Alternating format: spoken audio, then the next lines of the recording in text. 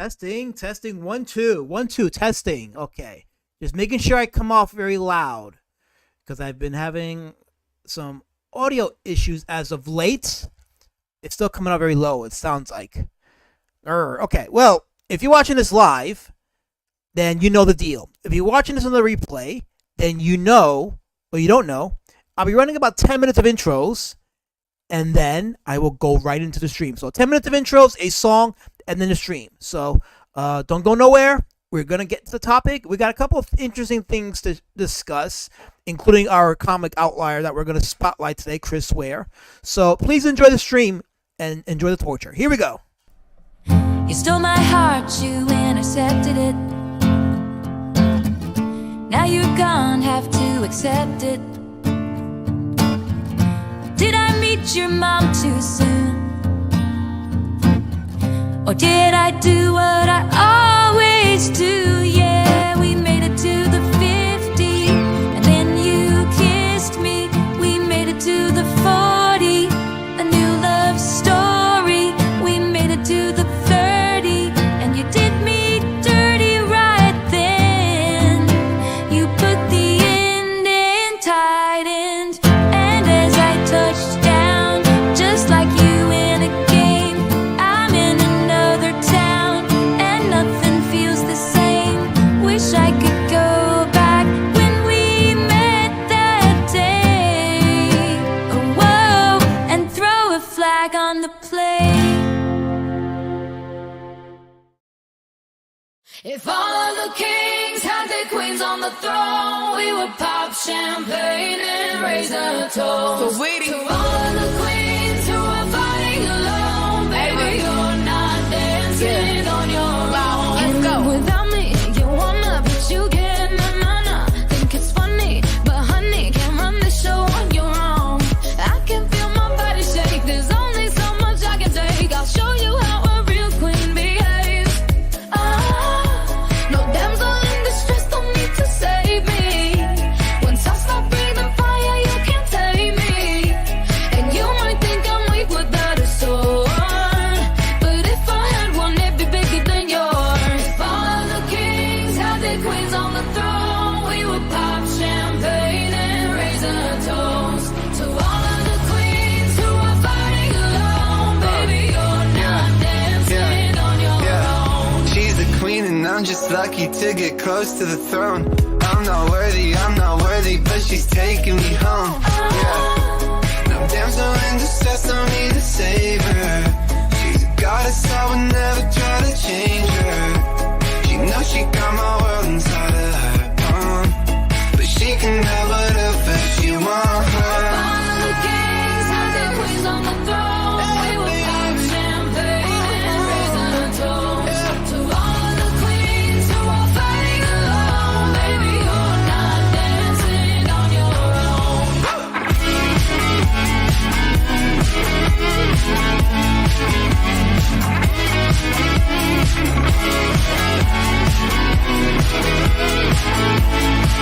Let's go.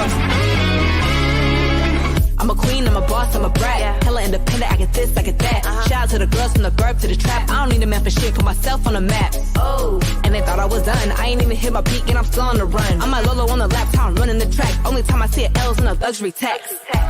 And my whole team when they post a pic just because they're like, oh, she chillin'. $1 million deals and my lipstick still it. I need acrylic nails, I don't need no critics. So witty gon' glow, so witty gon' shine. Circle full of tens, I don't see no nines. My name on they lips, my name on they mind. How I take it from the block to the Hollywood sign. All the kings had their queens on the throne. We would pop champagne and raise a toast. To all the queens who are fighting alone, baby, you're not dancing on your own.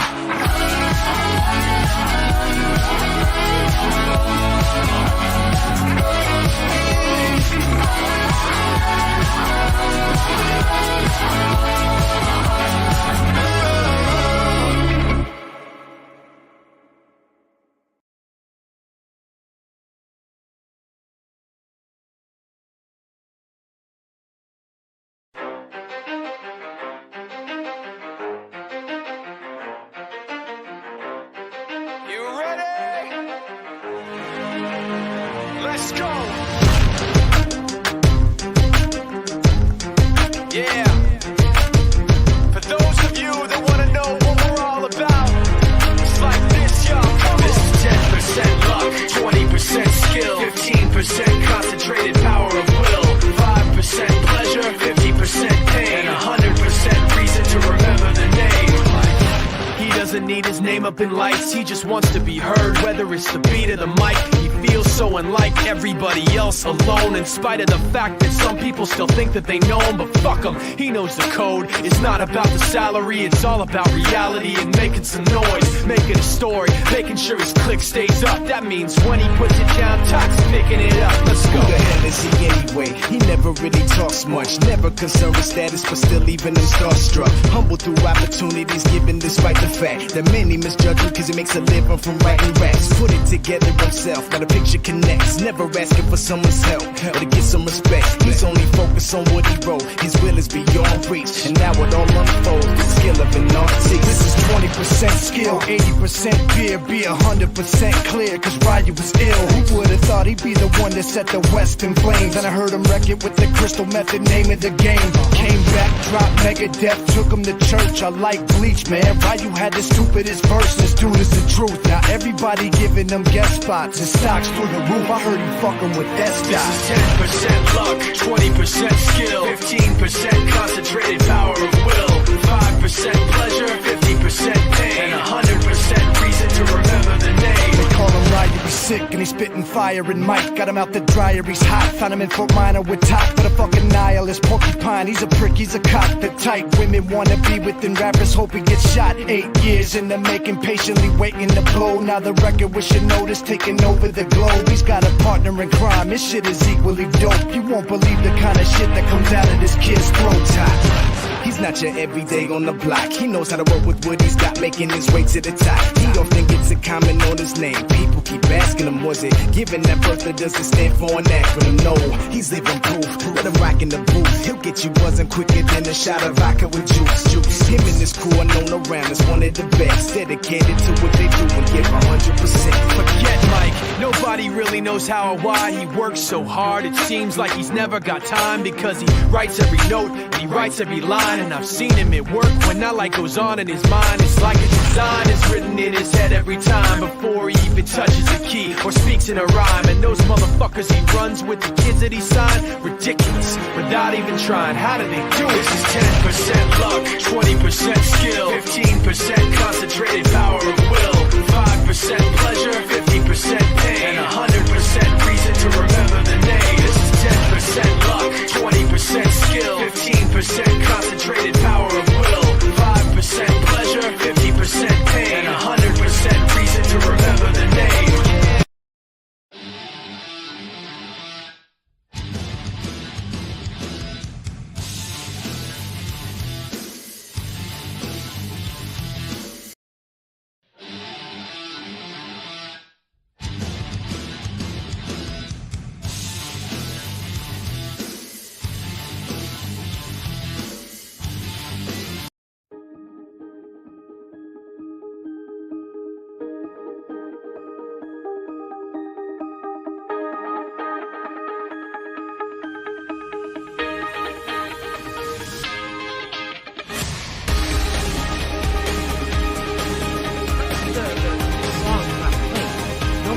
Song of course he did. Of course. Why am I not surprised? But I can't hear the song being played right now. It's silly. Let me see if I can hear it on my YouTube tab. Oh, it is playing. For some reason I don't hear it on my video art. But anyway, enjoy.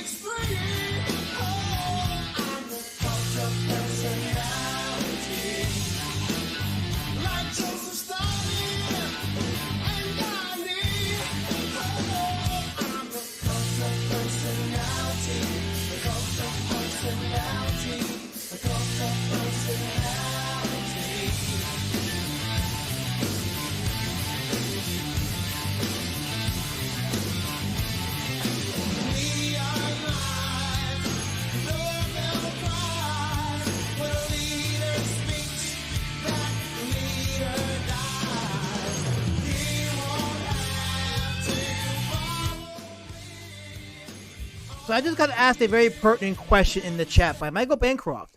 The question is, do ducks have teeth? Well, I've seen them. No, actually, no, they don't. Because my character's not the D word. He's not the D word. So you just proven, Bancroft, that my character is not the D word. He's the B citizen. So I appreciate you for coming to my corner and defending me against the racist in the community. Thank you. Hail to the chat. Hail everybody here. As I mentioned, the aforementioned Bancroft, he's with us. Massive Panda, how you doing? Meow, row, growl. Phil Anselmo, Henry Thrun, who's going to be watching Ultimate Frisbee. Who watches Ultimate Frisbee? Well, I guess you do. I guess you watch Ultimate Frisbee. What is even that? I don't know what that is. What the heck is Ultimate Frisbee? I guess it's a thing, but people enjoy it. So if you enjoy it and you're not out there looting, then I'm all for it. Our good friend Colin Lamping is here. Hail, Colin. Well, I haven't seen you in a minute. Welcome back to the fold. Billy Parmax says, hail. Hail, Billy Parmax. That's you there.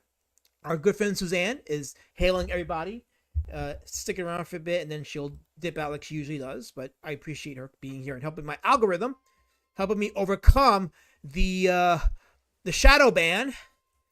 So totally appreciate that by her.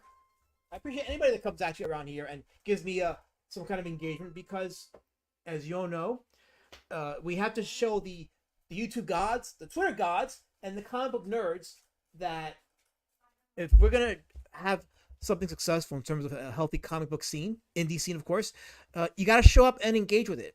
Now, granted, we got to entertain you, but but we have to. I am not yelling. Oh, I'm just trying to make sure my mic is working. I'm not yelling. Whoever's alt account that is, I'm not yelling at you.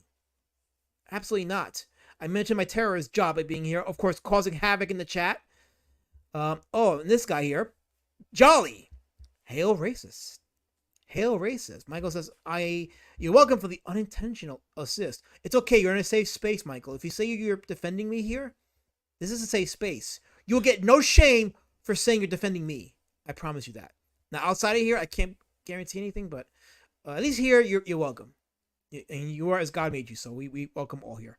Jolly says, why does your mic work fine here, but it's shit on every other show? Okay, so in my DM group, Jolly, check this out. In my DM group that I have for people to share my links out there, I get shit from the people in that group. Nobody shares my stuff in there. They want to throw their spear chucks at me and harass me and call me all kinds of wicked names. Well, they once in a while they'll say something that is genius and full of wisdom. They were saying that it has something to do with Streamlabs. And that's what I think it is too. It's Streamlab, for some reason, I sound like shit when I go on a stream that is hosted by Streamlab. I don't have that problem with anybody else's stream except when it's on Streamlab. So like if I go on Lord Raptor's stream or if I go on Wiggles, they kind of hear me. You know, there's no issues with them, my audio there. But for some reason, it's an issue on Streamlabs. So, Michael Bancroft, don't tell Jolly he thinks I'm somewhere cool. Michael, your secret is safe with me. He'll never know. See, I didn't say anything, guy in this room, but since you wanted to put it out there, yeah, you were one of the spear chuckers in the DM group harassing me and calling me all kinds of evil. But yeah, you were also one of the ones that was mentioning the audio issues. So, yeah, so you've come to the conclusion that it's a Streamlabs thing. So that actually crosses out Streamlabs for me in terms of my substitute, because I'm leaving StreamYards before October 18th, because October 18th is when the new billing charge kicks in. They're charging $45 to continue using them. So I get billed on the 18th. So before the 18th, I'm canceling my subscription and I'm jumping ship to another location. Streamlab was on my top, but because of the recent audio issues, I'm not doing Streamlab. So I'm going to try other alternatives. And there's some other alternatives. I got some leads, so I'll check into those. Come on, Suzanne. You were so good until now. You were so good until now. I did nothing. I've been good to you. So yeah, I'll be looking at other alternatives. And in the meantime, I'm gonna be playing a lot of my old intros I still have on my StreamYard band, because some of them are not gonna migrate over to the new service once I begin on October 18th. So some of these are gonna get retired. Some, not all of them. Some. Maybe it's DG's fault because he's the one with the account. Well, they mentioned the betrayal, that I have been betrayed by Dark Gift, and you know what? I consider him one of the only friends I have in this sphere, but you know what? I think that's what happened. I think Dark Gift has betrayed me. I think that's what it is. He has betrayed me. and it hurts me because I was a friend of his, but he wanted to betray me and do the thing to me. It's not right. So justice for me. Justice for me. I like my current background right now. Yes, this is where we're at right now. This is the current. This is where we're at in terms of our problem here. So I made this today too. I think I could be a memer. I should start meming because I have a lot of things I could say, but you can't meme and be a comic creator at the same time because it's a lot of work and your brain power. Your brain power. You need brain power to make memes. It's not easy. You gotta have brain power and wit to make a good meme.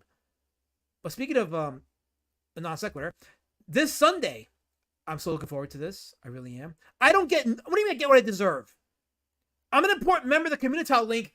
I deserve to be treated with respect and care. I bring good stuff to this community. I don't need you racists coming at me with your spear chucks. I mean, your criticism is well received, Link. I will apply it and be an excellent creator for you because you as a customer, you're mine.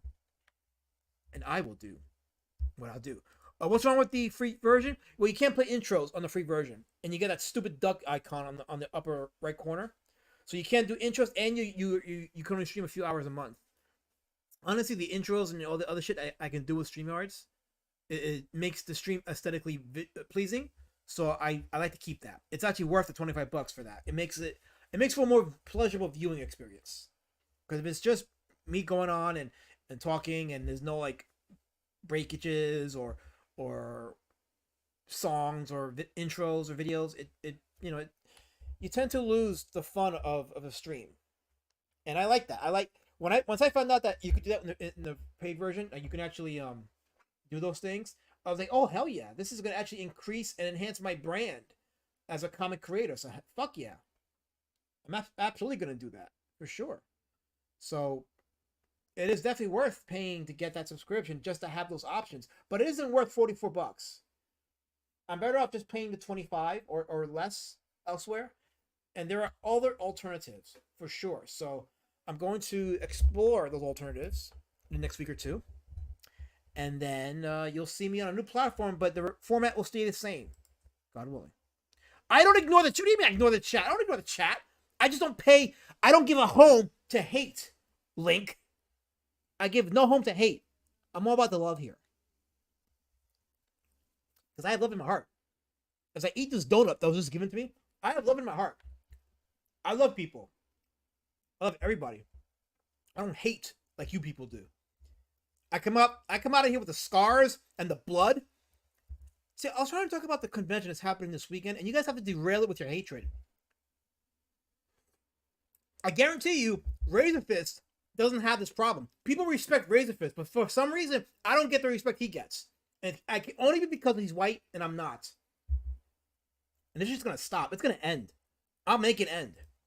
I will absolutely make it end. Hey, lady Shadowman, how are you, baby? It's good seeing you here. Welcome. Angela Curry is in the chat. She's sharing my link. She's actually doing the mod thing. Holy crap, she's doing the mod thing. She's sharing the link to my campaign. Be Citizen Road Warrior. This is the second chance campaign for Be Citizen Road Warrior Drake, which is on Fund My Comic. There is a link right there. Or if you want to do the easier way, you could just go to roadwarriordrake.com, and that'll take you to the Fund My Comic site where you can back it if you haven't already. I'm trying to go for some new fresh faces. Trying to get this donut out of my teeth. Yes, I can do intros. I can upload video clips in the free version and play them. No, very, very, very, very limited though. It's very limited. It's extremely limited though. Trust me. I've had the free version. Trust me, it is very limited. It's not as aesthetically pleasing as it is when you pay for the subscription. Oh, shut up, Jolly! It absolutely is pleasing. It absolutely is pleasing. I did a case study. I've had some people watch it, and they said some good things. They think I'm cool. They think I'm absolutely cool. So I don't care about your hatred. I don't care about your hatred. All I care is that I'm cool. You literally sit with the avatar half the time. What avatar? I'm allowed. I'm absolutely allowed. Yeah, that's what people have been saying. For some reason, like when I'm on Dark Gift stream or anything with a Streamlab host, my audio goes in and out like I'm walking in and out of the room, which I can understand is annoying. So yeah, it's better here, and that's gonna be the test. I gotta test my audio settings when I jump ship to the new platform to see how it sounds. I don't trust Streamlabs. People are saying it's probably Dark Gift setting, but apparently it's a problem in other Streamlab hosted streams. So I guess Streamlab just hates my audio settings. What can I tell you? I don't know. Razorfish sounds like Daffy the D word. Well, what's funny is I haven't listened to Razorfish, so I wouldn't know. I'll take your word for it, though. He posts some interesting stuff on Twitter. Speaking of Twitter, and we'll get into our indie comic outlier in a sec, but I want to spotlight a couple of Twitter stuff, and then we'll talk about it in the outlier, and then we'll go to that from that to the Efap. We'll go from that to the. This channel is a definition of. What does that mean, Jolly? What does that mean? The fuck does that mean? You got something to say? How about this? Why don't you come to my face and say it? You can come to my face at Seabright, New Jersey, this Sunday from 10 a.m. to 4 p.m. at the Seabright Recreation Center at 1167 Ocean Avenue, next to Donovan's, in Seabright, New Jersey. I'll be there this Sunday. I'll have a table selling Road Warrior Drake books, and I'll have free brochures to give out to people who buy the books, promoting Be Citizen Road Warrior Drake. So you'll get a lot of Road Warrior Drake stuff. So come to my face there, Jolly. Come say it to my face there, buddy. And maybe I'll sell you a book. Hey, you could be my customer, and I'll be your creator. Why don't you do that? Will Road Warrior Drake be joining you and DG? He's a fictional character, Link. Come on. He's not real. He's not real. He's not real. Good to catch us live. Hail Cthulhu. Long time no speak. How are you, my good friend? Well, not a long time. You've been here before, but I don't see you often here, so you should come join us here. I encourage everybody to go to New Jersey. I encourage people that I hate to go to New Jersey. Absolutely. Read that one more time, says Linkovich. Oh, wait. Did I miss something there? Let's see. Will Road Warrior... Oh, fuck! No. Don't you dare.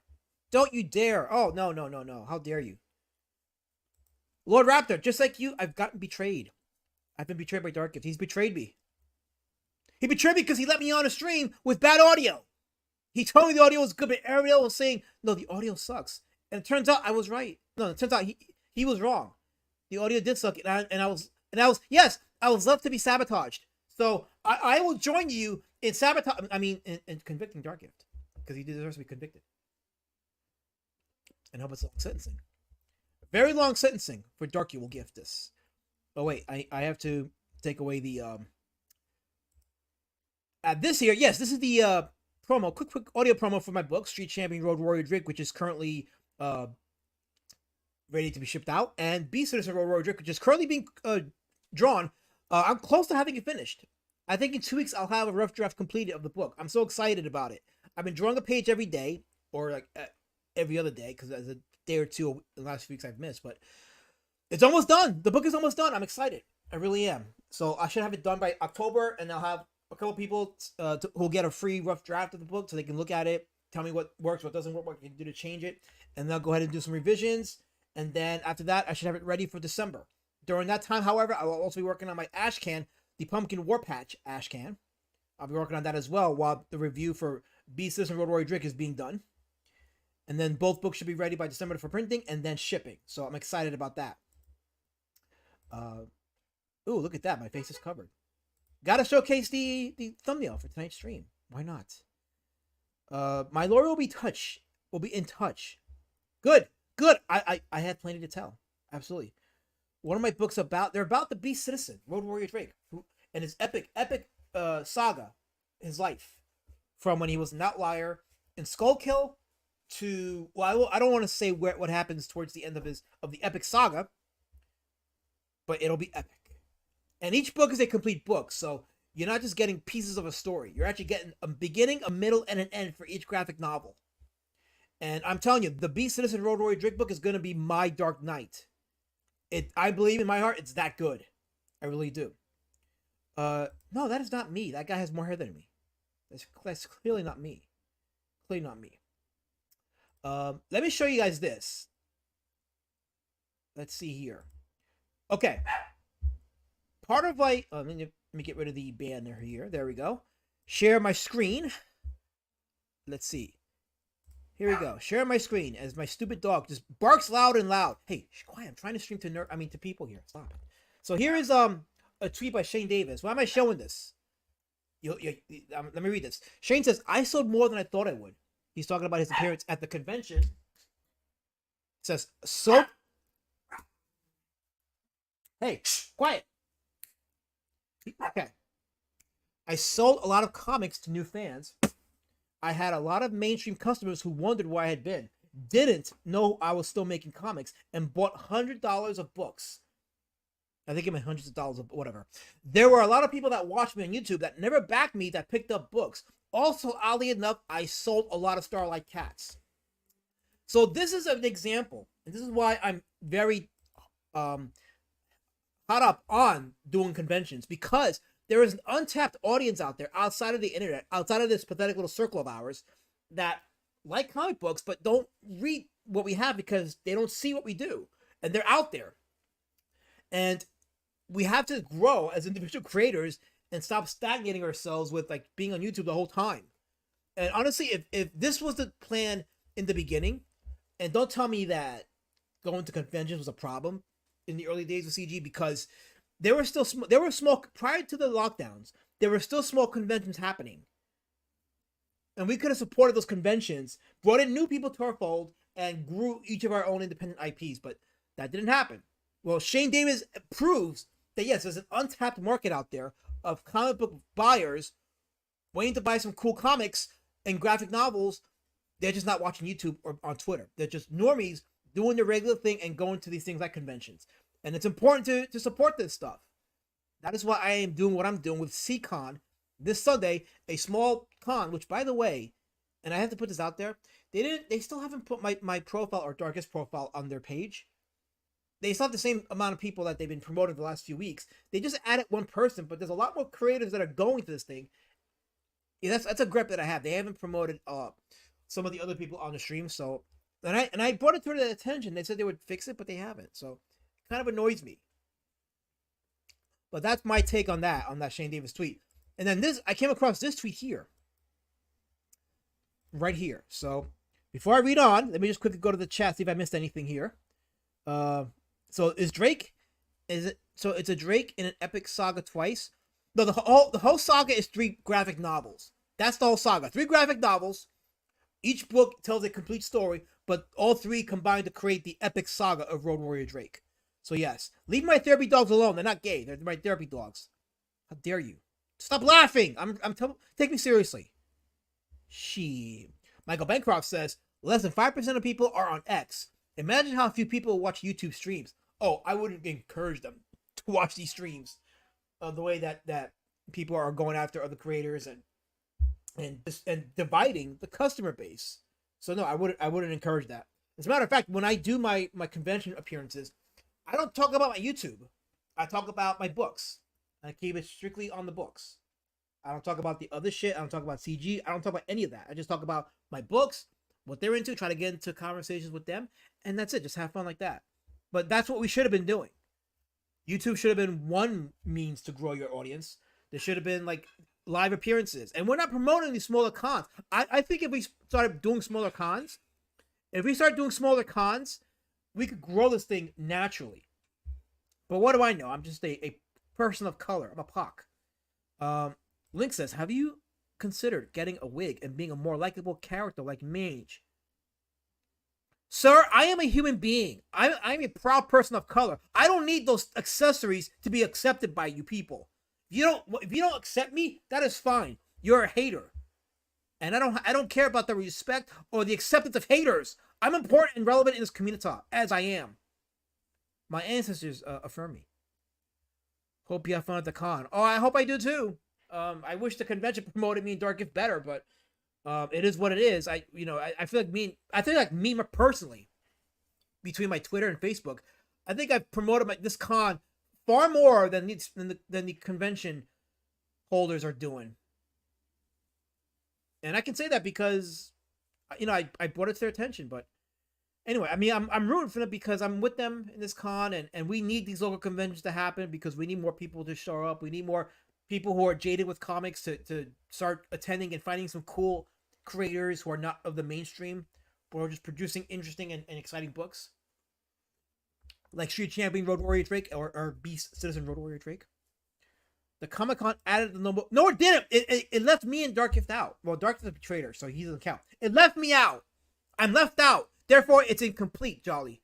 It is incomplete, and I want justice. I am not that Jabba. Ban him. I want someone to ban. Time him out. Time him out. Will I stop being mad if I tell you that you have a nice smile too? I will. I'll get a restraining order against you, Dario. I think enough said of that. Oh, screw you. Screw you, Jabbage. Screw you. Massive Pandas, I haven't done any cons away from my city. The idea of hauling all that stuff from state to state sounds like a hassle, but I guess there's no way around that. Hey, I'm driving from Pennsylvania to New Jersey to do this convention. And only because there is an untapped audience of comic book fans in New Jersey. We know this because I see them a lot on Twitter. So they're there. I've been doing the local cons here in Pennsylvania, but I do want to expand my reach. So I'm doing New Jersey. I'm gonna do a few rounds in New Jersey, and go from there. So what's a no? I don't know what the no is, but if it's something you asked, then yeah, it's a no. Whatever the case is. Fiona says, Fiona Wolf, hail Fiona. She says, I've gotten to the point on X where I've muted half words out there, mostly because everyone ends up doing 80% venting versus 20% what they like. Yeah, I'm getting more into the habit of doing that. And let me take a bite of my donut. Do more of that so that people can see what I'm into. Because there is some kind of value if you're a creator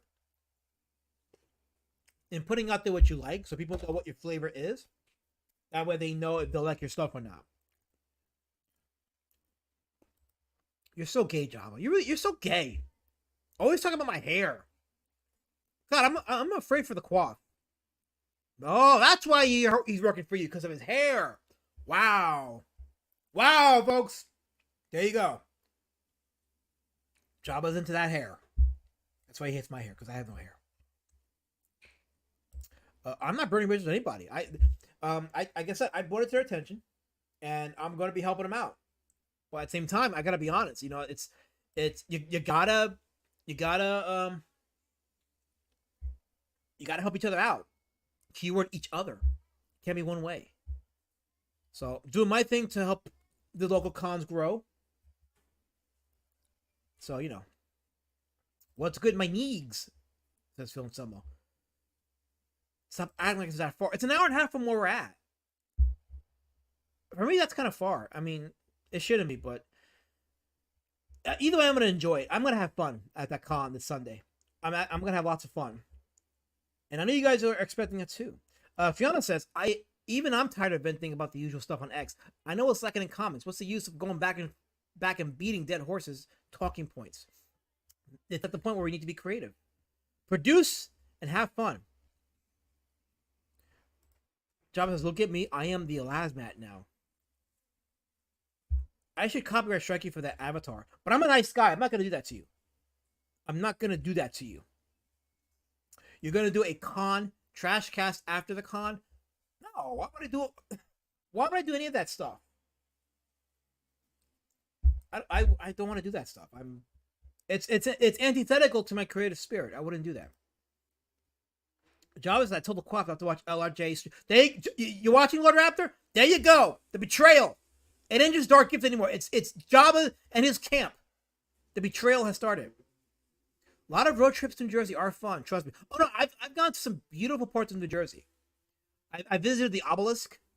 If you've ever been to the obelisk in New Jersey, if you ever go there, you're actually at the center point of about 3 or 4 states. You can see the borders of New York, New Jersey, and Pennsylvania in that one spot. It's amazing. There is a lot of beautiful spots there.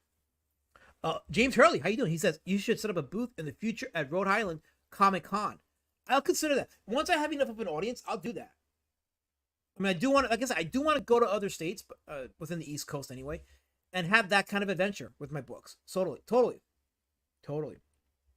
Fatty Duck Lord as he smacked. I only have one donut. You know how often I eat donuts, What Raptor? I eat donuts like once every month. That's how often I eat donuts. At most, once every month. Hen is in the chat. Hello, Hen. I want you to pay attention, Hen, to all the people here that are betraying me and insulting me. And I want you, Hen, to put an end to them. Because I trust in you. I believe in you. It's an old pic, Gynasm, from like freaking 2002. It's a 22-year-old pic. What do you want me to do? Like pretend I didn't exist 22? I existed 22 years ago. I was a human being then. Looks like an 80s rapper. I probably did. Yes, Hen, your husband is in the chat, causing trouble. Tell him to stop. Oh wait, I'm supposed to be talking about this, right? Godful Universe says this is from Twitter. Indie comic creators and fans are tired of the scene. It's become about money or petty rivalries instead of powerful art.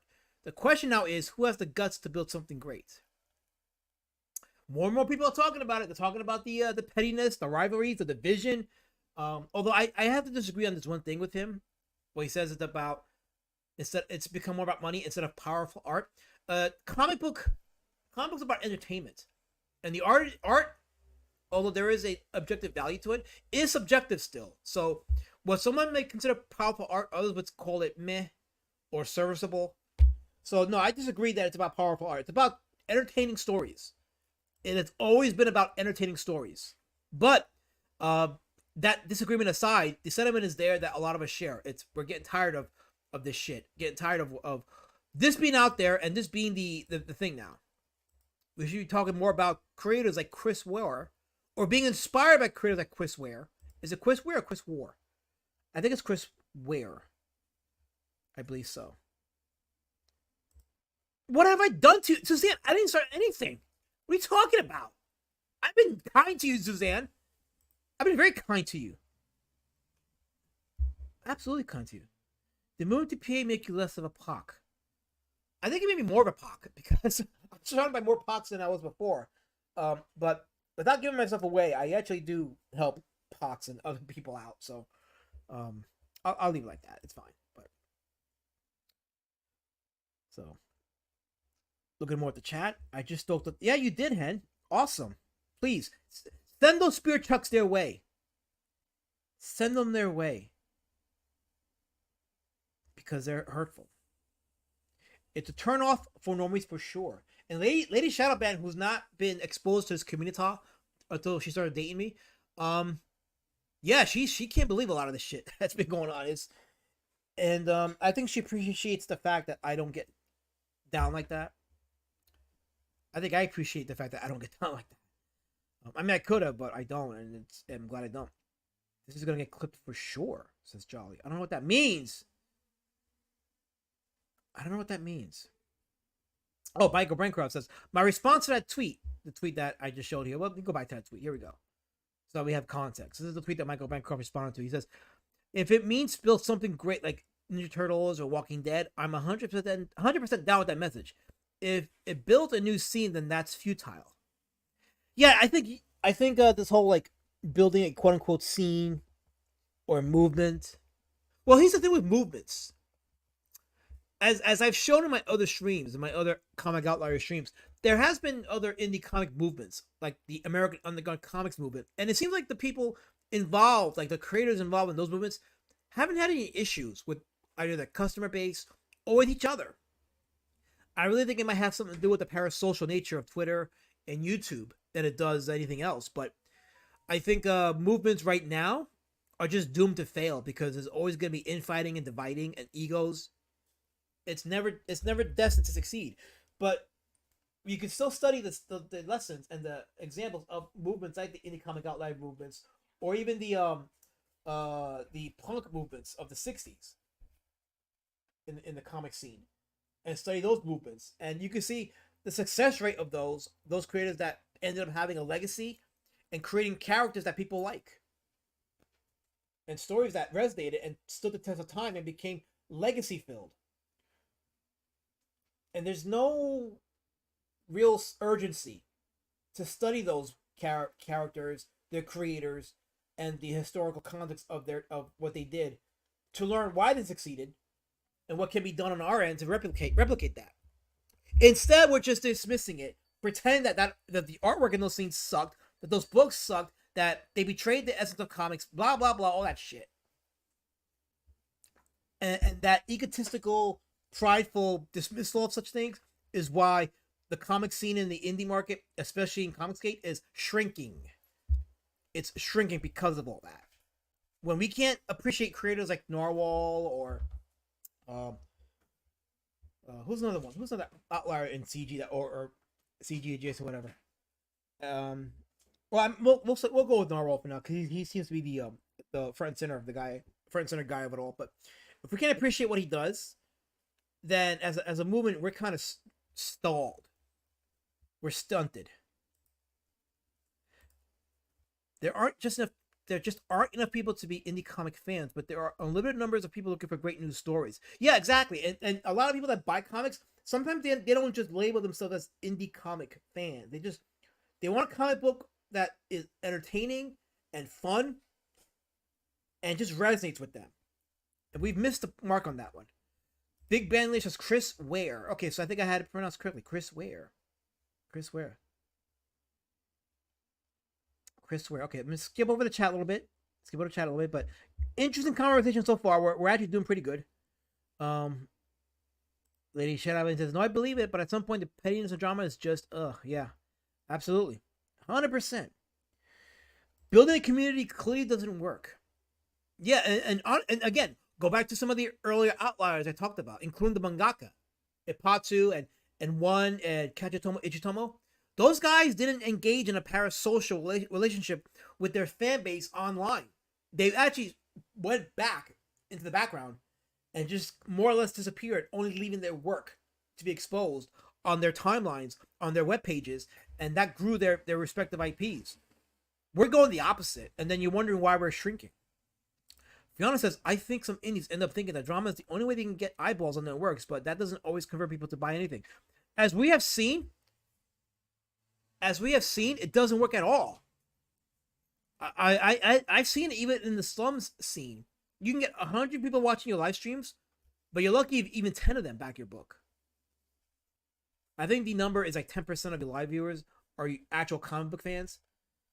So don't think that more eyes on a stream means more eyes on your book. A lot of them don't even give a shit about that, about your book. They're not comic book fans. They don't like graphic. They don't appreciate the history of indie, especially indie comics. They don't appreciate that history. Big Ben Louis says, I love Chris Ware. I need to reread his work that's in my collection. Awesome. So feel free, my guy, to offer your takes as we discuss some of his stuff, including the 3 books that he's been famous for. I'm gonna skip past him on chest so we can get right to him. I think Carol not being here is a little sus. Well, you know where she's at. She's betraying me in another stream. So, CG adjacent exists, and they do not have time for this tomfoolery. No one, if you're a creator, no one should have time for this tomfoolery. It's stupid. Networking with overlapping creatives can work, but movements end up fracturing every time. We didn't learn the lesson of Gamergate. We repeated. It took us long, but we repeated it, and now here we are. But if you're a creator, embrace those conventions, embrace the cons, embrace those people, embrace the live people that you could be meeting with and growing your audience organically. I've met CG adjacent and the real. And by the way, I use the term CG adjacent not as an official term.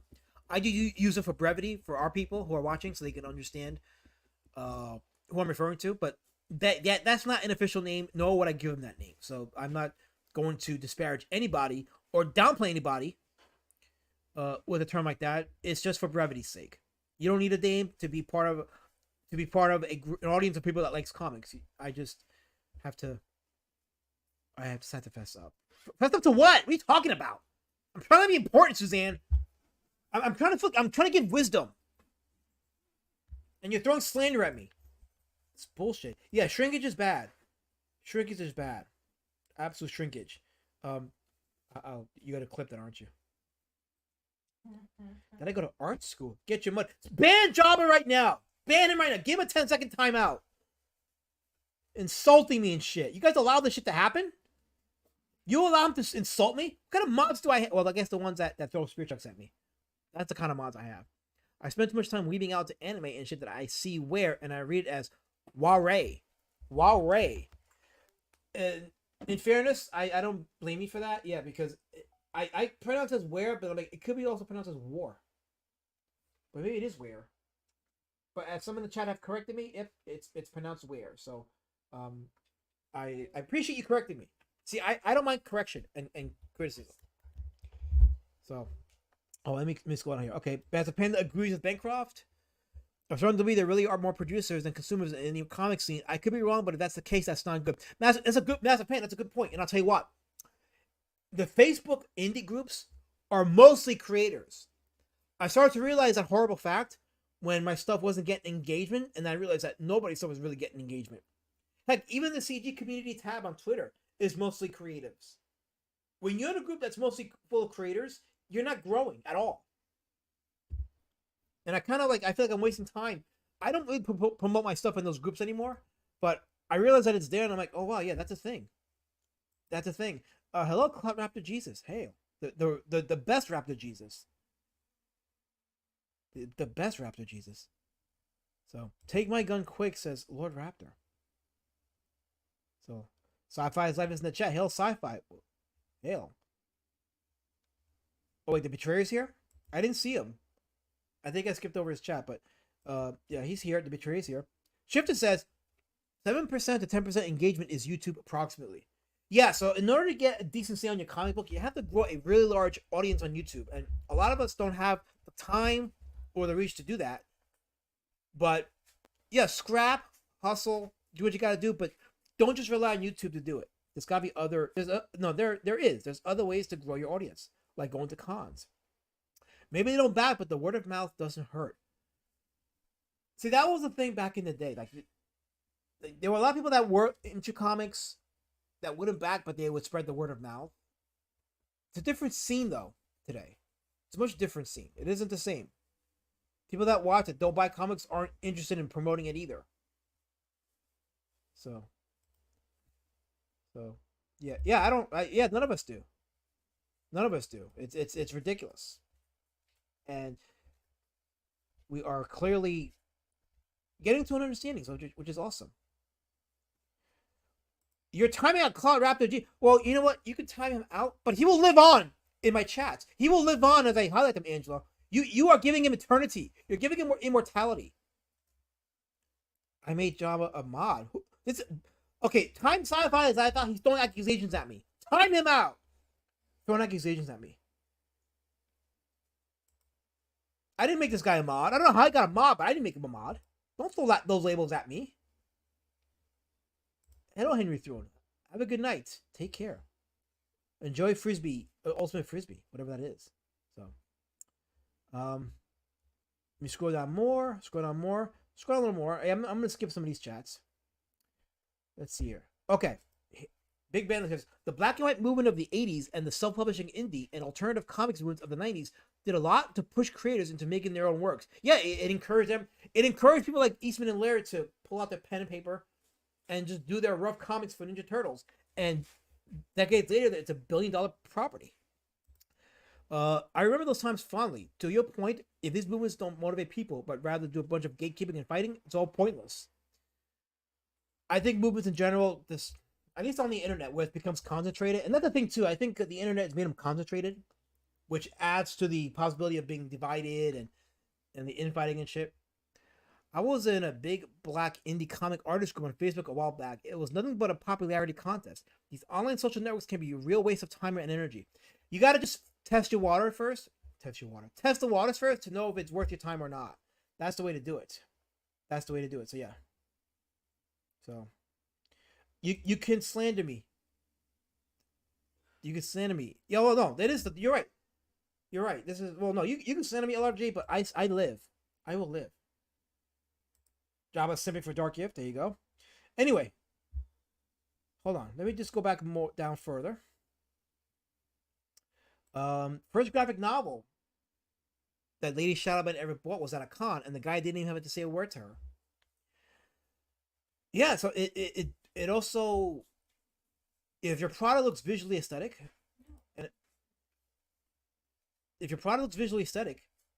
then people are going to want it. But you're right, it is an entirely different scene today.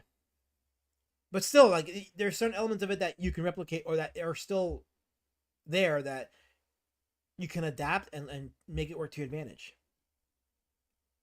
So let's see here. Okay. No one looks back at 20-year-old comics and proudly says, I got it because the writer pawned libtards. I know it says owned, but I just wanted to say pawned because why not? But yeah, nobody's going to care about the politics of the creator as much as what did the book say. What did the book say? Well, you have someone like Chris Ware here, and this is a page from his book Jimmy Corrigan, which is one of the 3 graphic novels that he's most famous for. But Chris Ware started off like most of the Outliers, doing his own thing on the side, illustrating his own stuff, and then he got the eye of Art Spiegelman. Art Spiegelman, the legendary Art Spiegelman of Mouse fame, hired him to do some stuff for his magazine Raw. That's the name of the magazine, and Ware contributed some stuff to Raw. And then he ended up producing a series of books under the banner of the Acme Novelty Library. Let me say it. The Acme Novelty Library. And from that banner, he produced 3 of the books that he's been mostly known for. And what is the Acme Novelty Library? It's a comic book series. It started publishing in 1993. So you go back to 93. Fantagraphics published it. And then Ware started doing self-publishing on his own. Well, that's kind of redundant, but he published them himself after a while. So he became like Dave Sim, a self-publisher. And it's gotten a lot of accolades in the alternative comic scene to this day as a result of it. Jimmy Corrigan that's the first graphic novel that Ware did. That's the page we're looking at right now. Jimmy Corrigan, the smartest kid on earth, was serialized in the Acme Novelty Library before it became its own thing, before it was released as a graphic novel. Here's some pages or some of the artwork from Jimmy Corrigan. What's Jimmy Corrigan about? Well, according to this website, Jimmy Corrigan, it's a story about a lonely man, a lonely and emotionally impaired man, whose name is Jimmy Corrigan, the smartest kid on earth, who is provided at age 36 the opportunity to meet his father for the first time, an improvisatory romance which gingerly deports itself between the 1890 Chicago and 1980 small-town Michigan. So the story is quickly about a man who wants to meet his estranged father, and he has no other point of contact except his mother, who he doesn't have a good relationship with. But he eventually finds his father, spends some time with him, and it's apparently uncomfortable because, they haven't really had time with each other. And then there's like an alternative story being told about Jimmy's grandfather when he was a youth. So it's a interesting father-son dichotomy that the story's talking about. Now, the thing with Chris Ware's book, or books, is they're kind of like pop-up books. They can be very three-dimensional, and the stories are told. And when I read this, I was like, oh wow, he really kind of experimented here. They kind of tell the story like through three-dimensional images from his book, like an adult pop-up book. I don't mean adult in that way. I mean like a book for adults, not a child's pop-up book. Let's see here. Just checking the chat for a second. This is a lie. This is a fucking lie. I mean, no job. This is not me and Dark. We're independent. We're individuals and independent. We are our own business, independent business owners. So we don't do that. We don't work for each other. But I thank you for your concern, Java. You're very appreciated in our community. Dumb motherfucker. I mean, anyway, so here's some example of some of the backgrounds. So, not throwing shade, but you can tell that these are traced, which is a industry standard. Backgrounds have been traced by a lot of great comic book artists. So they do that because of deadline and because they don't view these books in the way that some people view them. They don't look at them as artistic masterpieces in the fact that you have to appreciate one aspect of it over the other. The point is they're telling a story, and they rely on every single method they can obtain to produce this book, to produce their respective books. So, no shade on anybody that traces at all. But someone like Bancroft, who creates his own backgrounds, that's pretty amazing. So here's an example right here. Here's an example right here of, well, it looks like stipple. It looks a little bit like stipple. You can tell like there's an attempt to make it very creative in terms of how it's drawn. But it's very very interesting. Now here is his more of his artistic style. You can see he can go from simplistic to not real life, but you can see the how he's able to like do caricatures of actual people. You can tell these are actual people. But one thing about this book is that he does a lot of like these head panels. There's a lot of it, but it reminds you of the Sunday news strips. It's got that feel to it. Absolutely 100%. Go into the chat for a second. Let me just scroll over at some of the... I am not a chauffeur, Jolly. This is bullshit. He can't even eat a hamburger. Well, you know what? Maybe I could be his chauffeur. You're right. You know what? Maybe I shouldn't jump on you for that because he can't eat a hamburger, so maybe he can't drive. So you're right. Maybe I do need to chauffeur. But he's got to pay me, though. He has to pay me. Oh, look who's betraying me now. Look who's betraying me now. You are exposed, LRJ. You are exposed. You're a double psyop. Oh, yes, you are. A double psyop. Is this yet another artist who has out-of-print comics, asshole? No, you can find them online. They're still available. You can go to Amazon and still get them. As a matter of fact, this one here goes for about 36 pounds. Is it 36 pounds or is that Libra? 36 Libra, which I think is roughly the equivalent of like $30 or $40. Still pretty decent. And we're going to be talking about the prices of books in a second because this is like a good segue to pricing. But we'll talk about that. No, the tracing is pretty good. It is actually very good because not many people can really trace and make it look as tight. So I agree. 100%. Hold on.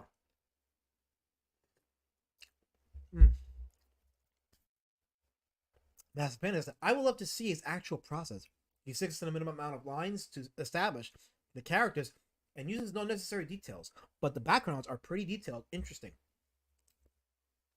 It's not unheard of to like do like a minimalist style with detailed backgrounds. Some artists like drawn backgrounds, some don't.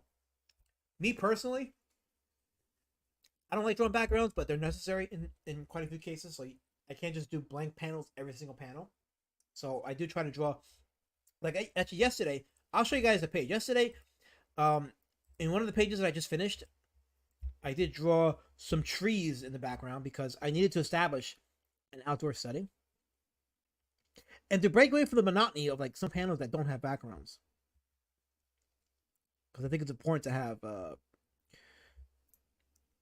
really add some attention to detail when it comes to establishing where the characters are at visually. So let me show this for a second. So I just completed this page yesterday for Beast Citizen Road Warrior Drake, and I really like the backgrounds on the bottom panel here. I have the trees in the background. This is Road Warrior Drake taking on Giganto.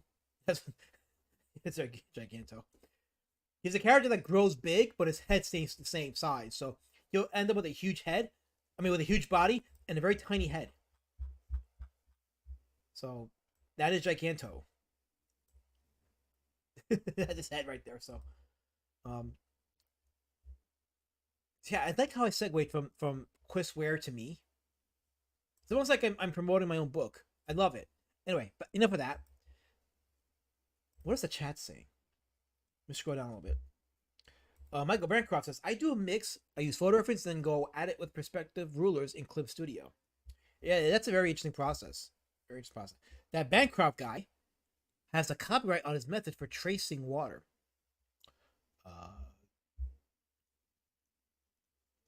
No, I think he does it. He does the whole, as far as I know, like the whole hand-eye coordination thing. That's a skill unto itself. Where did your hair go? Where did your hair go? Leave me alone, Jabba. Somebody ban him. Ban him. He's derailing my stream. More mature than Game of Thrones. Yeah, this really has become Game of Thrones. I become Tony Stark. Not Tony Stark. Stark. I don't know what the fuck his first name is, but I become like Stark. I am the first significant death in this community. I said nothing to you. I'm just talking about Chris Ware and his comics. said nothing to you. See, you're putting words in my mouth, and this is not good. We were friends, but now we're gonna be enemies. Now you're gonna be my deadly enemy. Oh, I'm DED to you. No, you can't. I am not DED to you. I am not DED to you. I'm gonna target you. I'm gonna borrow your TV and keep it. Just for that, because you've insulted me when you threw your spirit chucks at me. I hate spirit chucks. I really do. I can't trace very well. Are you accusing me of tracing, sir? How dare you accuse me of tracing? No, I don't trace, but still, like, I'll shake my fist at you. I'm shaking my freaking fist at you. Dark Gift should create more Raptor accounts. He seems to be having fun. I encourage it now. See, I was against Dark Gift, but now I'm for Dark Gift because Lord Raptor betrayed me. He betrayed me, so. Not even Jabba's going after Lord Raptor. Why are you fighting in the chat? You're supposed to be here to support me. It's about me. This is my time. Oh, no. See? Look who's here. Fuck! Fuck! Damn it. See, I just want to talk comments, and you people have to come in here with your derailment of streams. I did nothing to you, Lord Raptor. You betrayed me. We all saw it happen in real time. You betrayed me on my stream about indie comic outliers, like Chris Ware. Yeah, this is a little bit of his book. Jimmy Corrigan, smartest kid on the earth. Let me go ahead and go back to this for a second, because I'm gonna go to that. Now I'm gonna talk about his other book. What's the other book he did? Building Stories. Yeah, that's another book that uses the 3D method. Let's see here. Chris Ware, Building Stories. And let's look at some of his images from there. Oh, this is a great... Okay, yeah, these are some good examples. Yeah, this book is crazy because it uses that 3D method of how it tells a story. I want to find a good example of it so you can see for yourself. I gotta go. I'm on Amazon, but I'm gonna try a different page. Something that shows the actual thing. Let me see. How about this one? Let's see. Does this have it? Okay, I think this is have it, right? Yeah, there we go. Okay, let's show this. So this is his other book, Building Stories, but also part of the Acme Novelty Library series. Within this colorful keepsake box, the purchaser will find a fully proportioned variety of reading material ready to address virtually any imaginable artistic or poetic taste, from the corrosive sarcasm of youth to the sickening earnestness of maturity, while discovering a protagonist wondering if she'll ever move from the rented close quarters of lonely young adulthood to the mortgaged expanse of love and marriage. What is Building Stories about? Let's see. Yeah, it's about a woman. This time it's a story told from the woman's point of view now. And there's a romance involved. She's like a failed artist, and she gets into a relationship with somebody. And I believe that, well, you know what? This was the image from that book. This is not from Jimmy Corrigan. This is from Building Stories. This image right here. So let me correct myself here. See, I can correct myself. I believe in criticism. But yeah, it uses that very gnarly, to borrow a word, method of storytelling with the 3D images. So this is an example of what you do when you buy the book, and it gives you instructions on how to set it up. And each room apparently tells a story. So you actually are reading this it's like a pop-up book, but each room tells a story. You're actually reading the story from these rooms. Here's another example here. So he frames it in a way where it's like you're looking at a building. Big Band Leader says Giganto is hilarious. Oh yeah, he's a very hilarious character. There's a lot of characters in the book. Some get more time than others. So you'll enjoy it. That single color tone attitude work gives it that next dimension. It really makes it pop. Oh yeah, referring to my page. Awesome. Yeah, I appreciate that. Yeah, it's looking really good. It's looking really good, and a lot of people are gonna really be surprised by it. Oh, look at Lord Raptor crying to Carol. Oh, you crying to Carol? Oh, little crying to Carol. Oh, no. Bendito, no. Come help me. This is Lord Raptor to Carol. Come help me, mommy. Come to me, mommy. Help me. The big bad Pac. said mean words to me on the internet. I want you to throw your table at him, mommy. Throw your table at him, mommy. No, just I appreciate your. I didn't do nothing, Lord Sci-Fi. I didn't do nothing. You sound more like Tony Stark. You're more like Tony Stark. Wasn't that a good thing? I think it's a good thing. I can't rewind shit on my streaming. See, you're already gay up and it gets me. You tell me you're attributing to me powers I don't have, that no one has, Lord Raptor. This is pure gay. I appreciate you typing in the chat. That's great. Big Ben Lero says, it'll be funny if Giganto got dizzy when he changed size. It's just a thought. Oh, I'm going somewhere with that. I won't say it, but I'm going somewhere with that. So I'll leave it at that. I accused you of not tracing. Oh. You saying that I can't trace? You saying I'm incapable of it, Jolly? Is that what you're saying? That I'm incapable of it? Well, how about I can be capable of it? Maybe I'm absolutely capable of it. I think I am. I believe I am. But what do I know, right? What do I know? I'm just a pock. Right? Because pocks can't think for themselves. I'm so behind in the chat. I have to skip a few here just to catch up. But without Jews, oh no, not the Philly gutter accent. That's a Brooklyn accent. I that's a New York accent. Without Jews, you haven't seen my cousin Vinny. You haven't seen my cousin Vinny. That's like a Brooklyn. That's that Guinea Brooklyn accent. I'm not a Guinea, and I'm not from Brooklyn, but I kind of inherited it a little bit from the time that I spent in Brooklyn. Fabulous is better, says Grabba. The quaff appeared on his brain. Ugh. Can't believe I read that. Hold on, I gotta scroll down more. Let's scroll down a little bit more here. I'm gonna skip a few chats. I apologize, but I am a. Oh wait, Jabba says nobody cares about this stupid fucking book. You complete tard. Nobody cares about my book. Nobody cares about my book. Well, those are. Did he get? I was thinking more Pixiv, but you know. Dude, I got questions. Whoa, what is going on here? Okay, yeah. Wow. Like That actually looks pretty cool. I'm not gonna lie. Wiggle cares, you fucking nutter.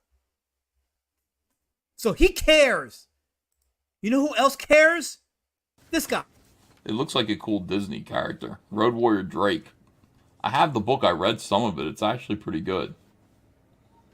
Yeah, I like Azamat. I like him. Yeah, I like him as a person. I wasn't sure about his comics, but his comics are really good. They're fun to read. Yeah, they're pretty funny. You want more Adventures of the Street Champion? Check out RoadWarriorDrake.com. You know you want to. They care, Jabba. People care. I'm loved. I'm loved and revered. Oh, Angel says, I love pop-up books. You'll probably want to get this book because it is a very intricate pop-up book. Very intricate pop-up book. Big Banner says, I have to get 2 copies of that Ware book. One to read as a flat book and the other to cut up and construct. That's an interesting point. You posed a very interesting point. Because who wants to get a book just to kind of alter it? Lord Raptor, if you're going to do a stream about me, please remember, it's roadwarriordrake.com. Roadwarriordrake.com. Make sure you promote it. Thank you. Anyway, I was talking about Carol. Oh, you talking about Carol? Oh, okay. You weren't talking about me. Oh. Well, anything she does is unforgivable, so yes, give her hell. I know you care, Chief Finity. You definitely care, and your voice matters, and you're significant and important. So if you care, that means that I am confirmed. So yes. What is my book about? It's about the Beast Citizen, Road Warrior Drake. You haven't heard? The Beast Citizen, Road Warrior Drake. The citizen of Skullkill, who must save the city by running for governor of Skullkill. But hijinks ensue, and lots of shit happens. That's in Beast Citizen, Road Warrior Drake. That's the image you see on the left is Street Champion Road Warrior Drake. The image in the middle is Beast Citizen Road Warrior Drake, and the image on the right is a page from Beast Citizen Road Warrior Drake. See how I did that? You see how I did that, right? I'm getting good at the segues. Stop flipping tables. We were so good, Carol. We were so good until you came in here flipping tables. So good. I ain't ignoring shit, Lord Raptor. I'm reading all the chats, and everybody's words are important to me. They're very important to me, and I appreciate everyone's constructive feedback. I know you care, ladies and gentlemen. You absolutely do care, and I love that about you. I'm not ignoring you. Believe it or not, I'm not. I know you betrayed me, so I'm keeping an eye on you, Lord Raptor. No, everybody's words here in this chat is relevant and important. I would never do that to you, ever.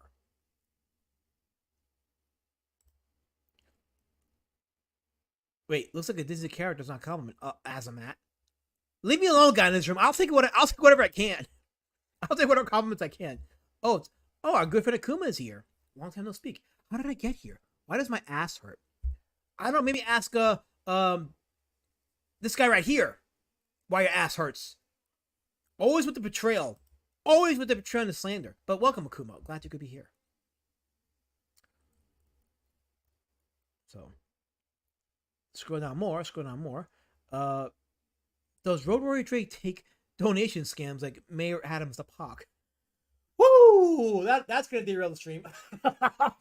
That's gonna derail the stream. I don't want to get into that. I have my own theories, as a lot of people do, about why that's happening. I'll leave it at that. I don't want to get into it. So, woo! Yes, as we talk about more about Chris Ware's building stories, you can see how he uses the art, how he forms it, the panels, and the visual storytelling. And it's available for 42 Libra. I think I said it right. 42 Libra. Oh, this one's out of stock. That's how popular this book is. It's out of stock. Yes. That's another copy of Jimmy Corrigan.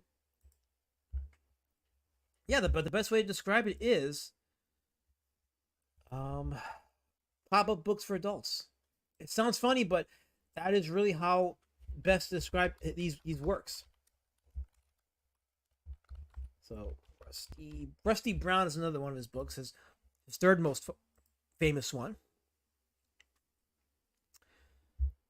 I need a good, because the Amazon links are not showing the interiors. They show the exteriors, but not the interiors. But I guess this one kind of does. I'll work with this one. So here's the cover for Rusty Brown. Nice thick cover. And this is one of the interiors, if you guys can see it. Again, he plays with the formula, the structure of the visual storytelling. Plays a lot with the buildings, the architect, and uses it to tell a story. So it's very fascinating. And let me go to another example of the interiors. So here's the better page with its interiors. Let's see here. There we go. This is a part of Rusty Brown. Let me close some stuff here.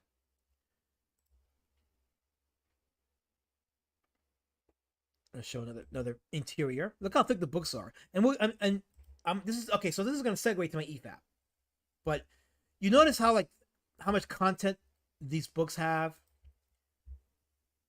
Hardcover thickness, lots of meat. This one goes for about.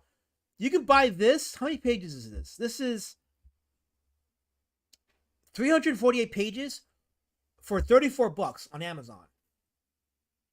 So 348 pages, and all you got to pay is $34 to get a copy of that. Now, why am I saying this? It's an interesting segue, isn't it? Interesting segue.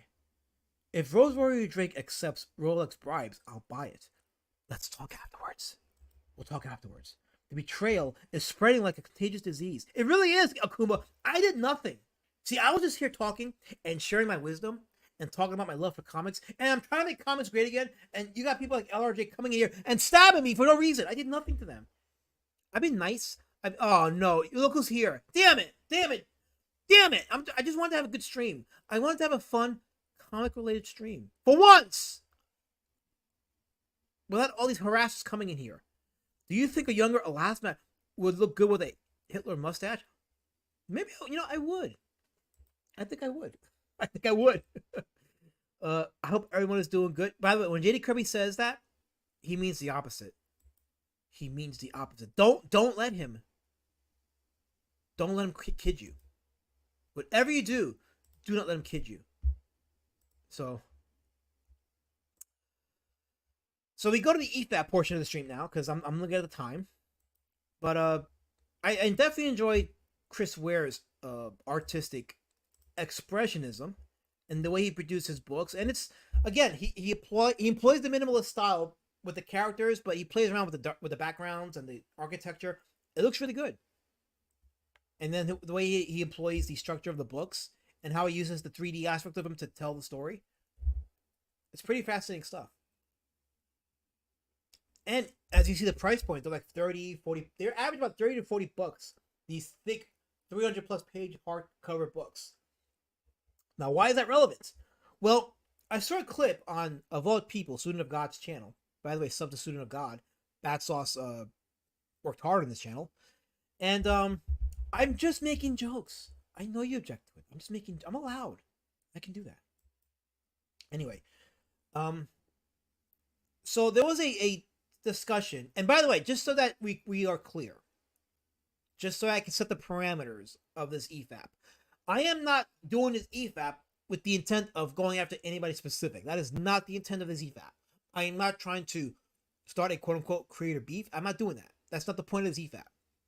I'm only addressing the points that are made in this video because some of it is relevant to what the customers are saying and how we should, as creators, approach this scene and try to grow our stuff and try to grow our respective businesses.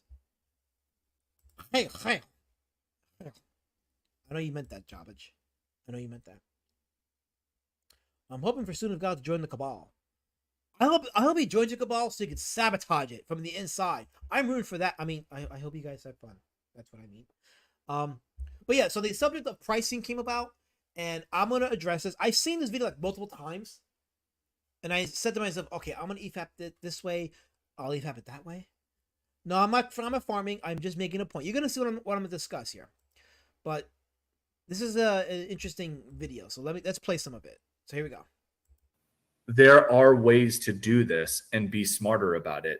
It's just people are just relying on specific things. I mean, that is what it is.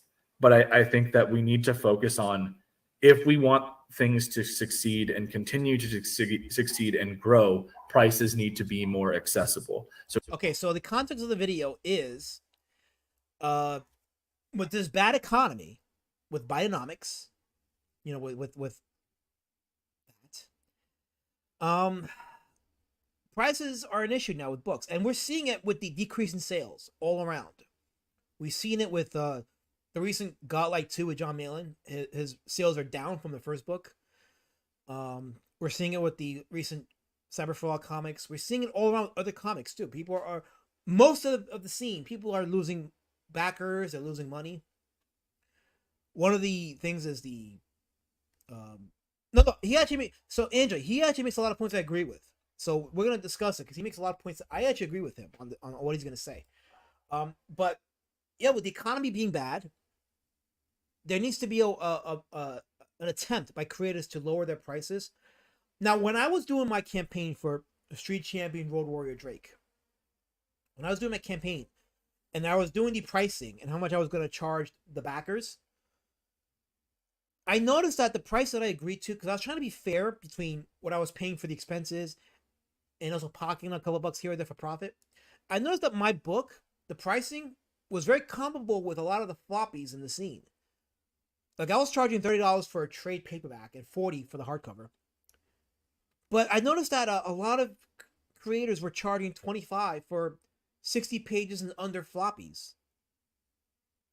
And I'm like, they're charging quite a bit for a small amount of content. It's Bancroft says sales are down, mostly because fans have left. Yeah. I mean, I'm not saying that this is the only aspect, but yeah, absolutely. Fans have left because of the drama. Yeah, I mean, no. A lower price point is only necessary if you can also reach out to normies where they are. And again, it goes back to the con part. Like, you go to places like cons and meet with actual people and try to bring in new people to the fold. So, who cut my hair in 2002? I went to a barber and he did a great job. He did an excellent job. He was a great barber. They were Greek and they did good. Absolutely. So Fiona says all indies have to get really good with pricing and actually explaining what kind of comic it is. Yeah, marketing is another factor that goes into it too. We're still getting 10K back. Oh no, he's still doing pretty good. I mean, he's getting numbers that we all hope he can get at one point. But he has lost a lot of backers too, though, and a lot of it's because the mudslinging and all that shit. But he's still doing pretty good. He's making some wise, creative choices as of late with Chuck Dixon and Joe Bennett. So I root for his success because it just brings more people into the comic scene, and I know that most of his fans are just buying it because they're Ripper fans, but I'm sure a lot of them would look at those books and get curious about some indie comics in the scene and will look around. Don't be that guy that burned those bridges. That's been my thing all the whole time. His books aren't cheap. $5 is Chuck Cheechfinity. Did you pay the guy who cut your hair? I tipped him too. I tipped him. He deserved that tip. Can't burn me. Jolly says a lot of the problem is you guys use Mixam and their printing is expensive, so you have to charge a lot to make money. So I don't use Mixam, Jolly. I actually use a local comic shop. Good night. A local print shop here where I live at. I have a local guy that runs a print shop and he does the books for me. And the benefit of that is if I need an emergency book, I can just make a phone call. He gets it done and I pick it up. So I don't got to worry about going through like online shops and the middleman and all that crap. I'm my own middleman. I just go directly to the guy and work with him and get those books out. But I see your point though. Like printing is expensive, but it's expensive all around though because of the price of paper. Because well, let me not go there. But you kind of know where I'm going with how the economy is being fucked with. Floppies are completely overpriced these days. The dollar box is fast becoming a good friend. Yeah, I just mentioned that, Job. He did lose a lot of customers too, and we're not going to pretend that didn't happen. But he's still making money. Not as much as he did with the first ISOM, but he is still making a lot more money than people are in CG and around those spaces too. So, and his books are getting better. Like the quality of his books have definitely improved, but that's neither here nor there. The point is, as Big Bandular points out, floppies are overpriced these days, and I think about someone like Richard Embry, the Blood and the Sword. He charged $5 for his book, and that price point got people who normally don't back to back his book. And I think, and he's a genius for that. He's a genius because he brought in a lot of people that normally would not have backed a book, but he got those backers because of the price point, and he was somehow able to make it work. So I'm wondering, what is it these creators are doing that they have to charge that much for a floppy? And we'll get into that during this video. So I haven't backed anybody because of my own financial concerns. So yeah, absolutely. It's a hard time for people. Everybody's struggling financially. So why would they put down $25, $30 for a book that they may not like or for a story that isn't complete? Yeah, I've been trying to continue supporting indie crowdfunded comics, but it's just not practical to throw money at all my favorite creators anymore with the high cost these days. Totally understandable. Completely understandable. I get it. Never try to rip a comic because they're expensive. Well, they had that $5 sale, so you had a chance there. I backed Yara. It was a little pricey, but I was interested in that one.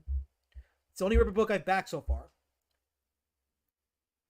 So, anyway, even at $5, I'll never buy Ripperverse because I see it as another Marvel level cynical universe. That's fair. It's fair.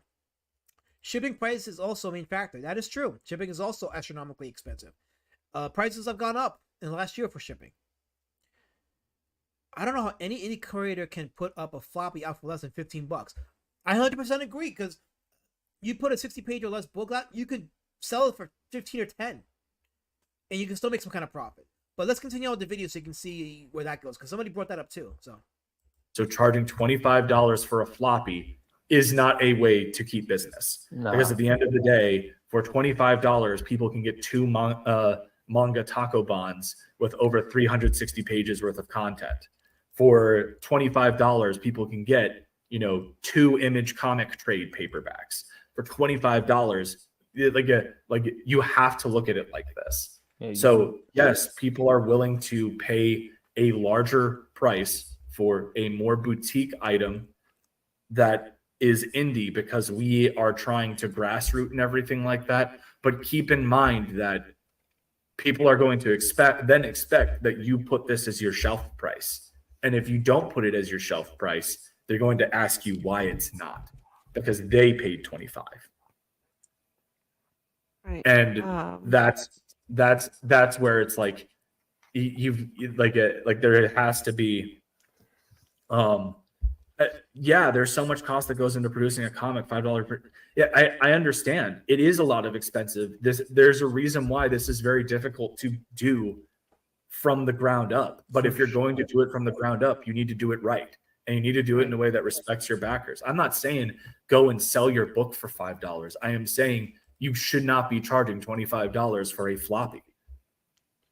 And again, I go back to what I said before. Like, my book is 110 pages, and whatever your opinion is on the art or the writing, whatever the case is, it's still the same amount of money to print the book, because the paper quality is still the paper quality, and the ink is still the ink. So whether it's a bunch of Scrabble or John Byrne style artwork, the price of printing is still going to be the same.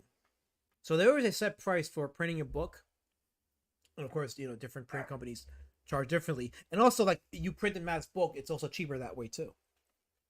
When you print in mass bulk, I think a lot of creators should actually go and send a DM to Richard Embry and ask him, "Hey, dude, how did you manage to make a comic for $5 and still make a profit?" I think there's some wisdom there to be had. You should definitely check it out. Shout out to Richard Embry, by the way. Like, whatever people say about other people on either side of the aisle, I've always had a good relationship with Richard. I've had nothing but respect for the guy, for what he's done with his comic and what he's doing. So, so my personal opinion, I give a shout out and respect to Richard. I think he did a good thing with his $5 comic, because he brought in more people than most of us wouldn't have brought in because of the price point. He was able to make it work, and he got a lot of eyes on that book, and people are talking about it. So it is feasible to do a $5 book, floppy sized.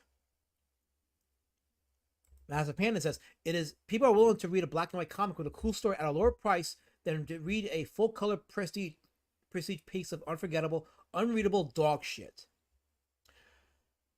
That is 100% true. The problem is these creators have no marketing plans after the campaign, so they want to recoup costs plus profit on the campaign. And I'm all for that. I'm all for, like, profiting off your book. You should absolutely profit off your book. I recall seeing, Cyberpunk was $25, but that was what? That was like what? Was it a 66-page book, or is it 88 pages?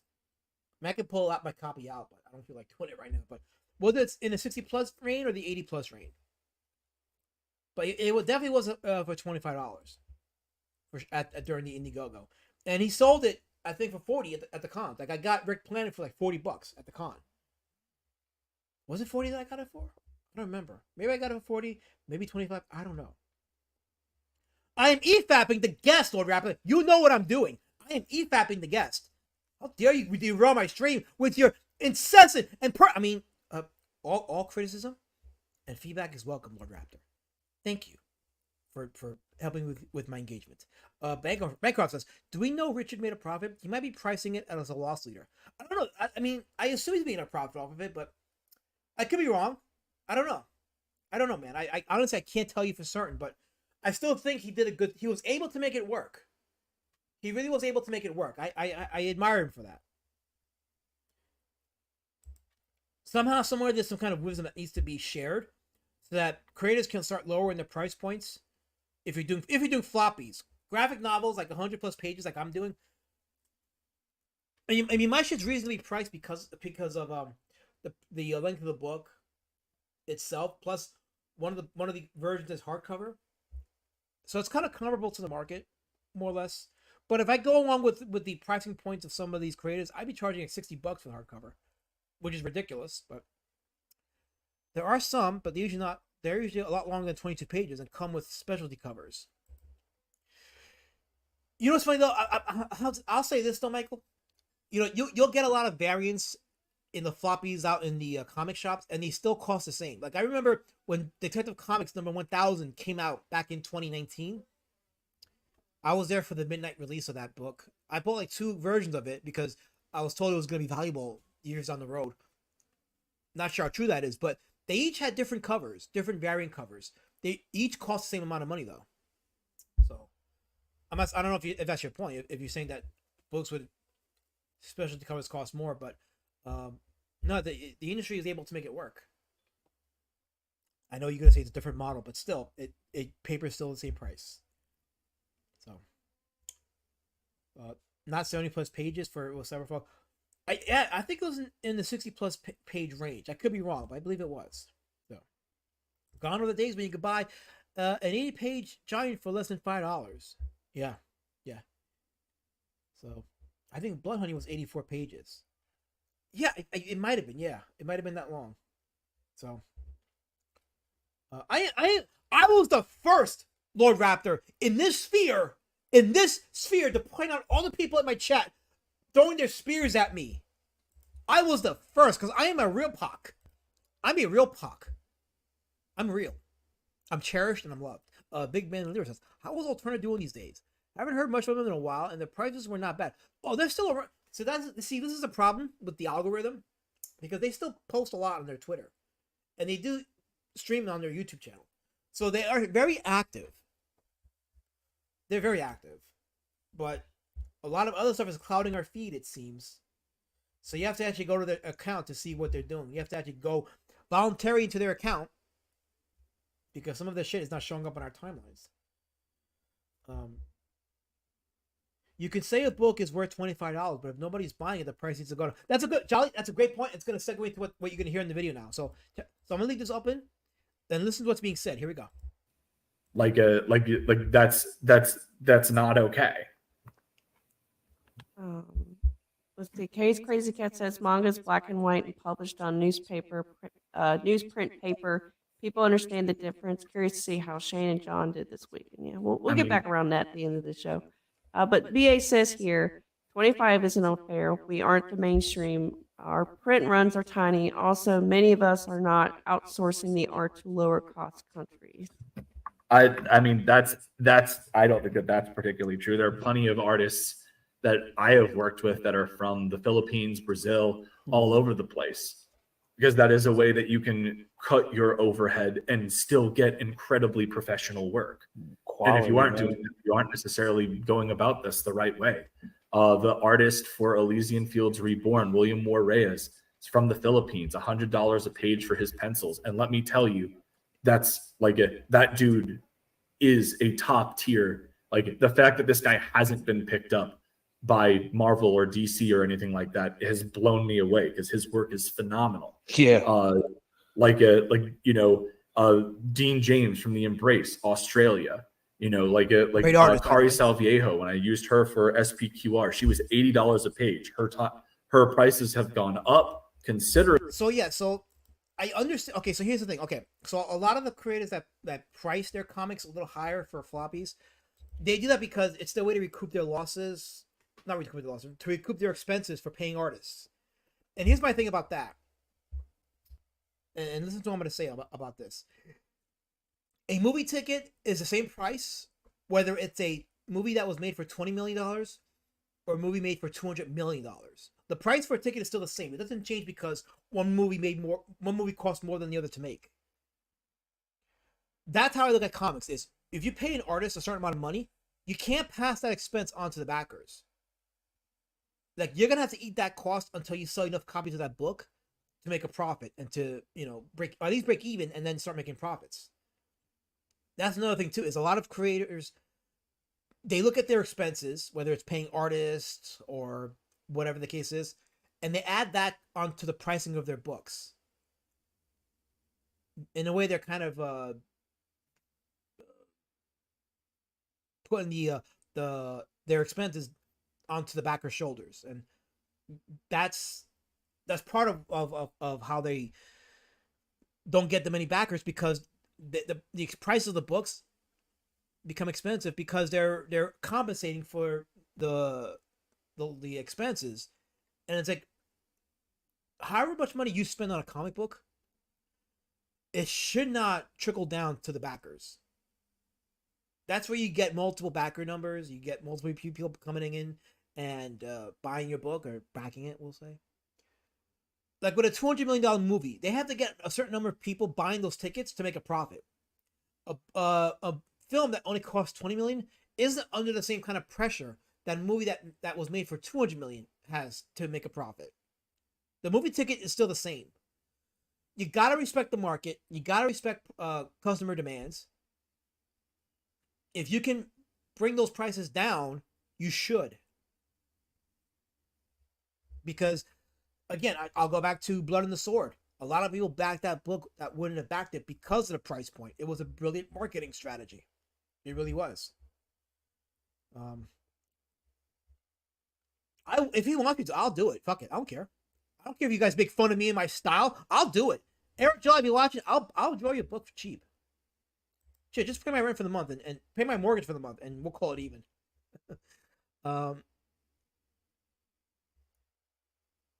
It honestly felt 20 pages. Every normal book I've read felt more complex and better story-wise. Even put out one sentence per page. Yeah, Narwhal's an experienced writer. Unless you hire a Filipino artist. Why would I hire a Filipino anybody? No, Filipinos are good artists. Actually, I see a lot of good Filipino artwork. And here's the story why you get a lot of Filipino artists is because they've were influenced by the 80s comics by like the George Burns and the George Perez's. George Burns. That's a fucking other guy. Oh shit. George Perez, John Byrne, John Romita, like a lot of those comics were prevalent in the Philippines, and a lot of people that wanted to draw were influenced by those creators, and that's why you get a lot of Filipino artists who can draw in that 80s style because they were influenced by those creators. My barbers respected my hair.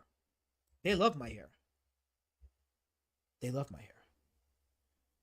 It might just be that people don't want to work for Marvel or DC. I'd rather just get a job working at the post office or somewhere with some benefits than to work for these clowns. See, that segues into another point I wanted to make, Massive Panda, which is a lot of creators want to make this a career. And I'm like, get a job, work a regular job while you're doing this, because it isn't feasible. This sphere isn't feasible enough to help pay your living expenses. You got to be a drama merchant. You got to be like getting all those super chats, being all sensational and what have you, to be able to pay your bills, because the books themselves are not feasible in terms of a career. Very few can break into that. Very few. Not many people can do that. Bankers, I didn't make sure of floppies, but I do know that unless you're bringing in six figures, there's not much left over on these campaigns after fulfillment and taxes. Oh, Bankrupt, you're preaching to the choir. I didn't make enough profit on my books, but that's okay because all I cared about was getting out to the backers, and I didn't have a loss. I didn't suffer a loss. But yeah, you can't look at this and say, oh, I'm gonna make thousands or hundreds of thousands in profit. If you are, you're gonna be very frustrated. Many of us are just not gonna ever hit that. I do this for the fun of it. I enjoy what I'm doing here, and Odin makes a point later on about how some creators are doing this as a career, and I'm not trying to downplay that. I know some creators are, and if you can make a career out of it, great. But I would just say, just be realistic. The artist for One Punch Man, he had to work a regular job for a while before he got back into drawing his manga. And I talked about that on my streams. I did about one. So, let's see here. Okay, so let's continue on. But yeah, you make very little profit off of these. Exactly. Like if you're monetized on YouTube, you'll make more money doing that, selling your book and talking about your book and other things, rather than just selling the book itself. And quite a few creators have done, well, very few have done that. Not many outside of EVS or Michael Bancroft. Maybe Dark Gift, I don't know, but not many have that opportunity to do it. Not many have gotten to that point where they can do it. Doing it as a career is like winning a lottery. Really still works, I think, so does Bancroft. I don't know how Narwhal does it.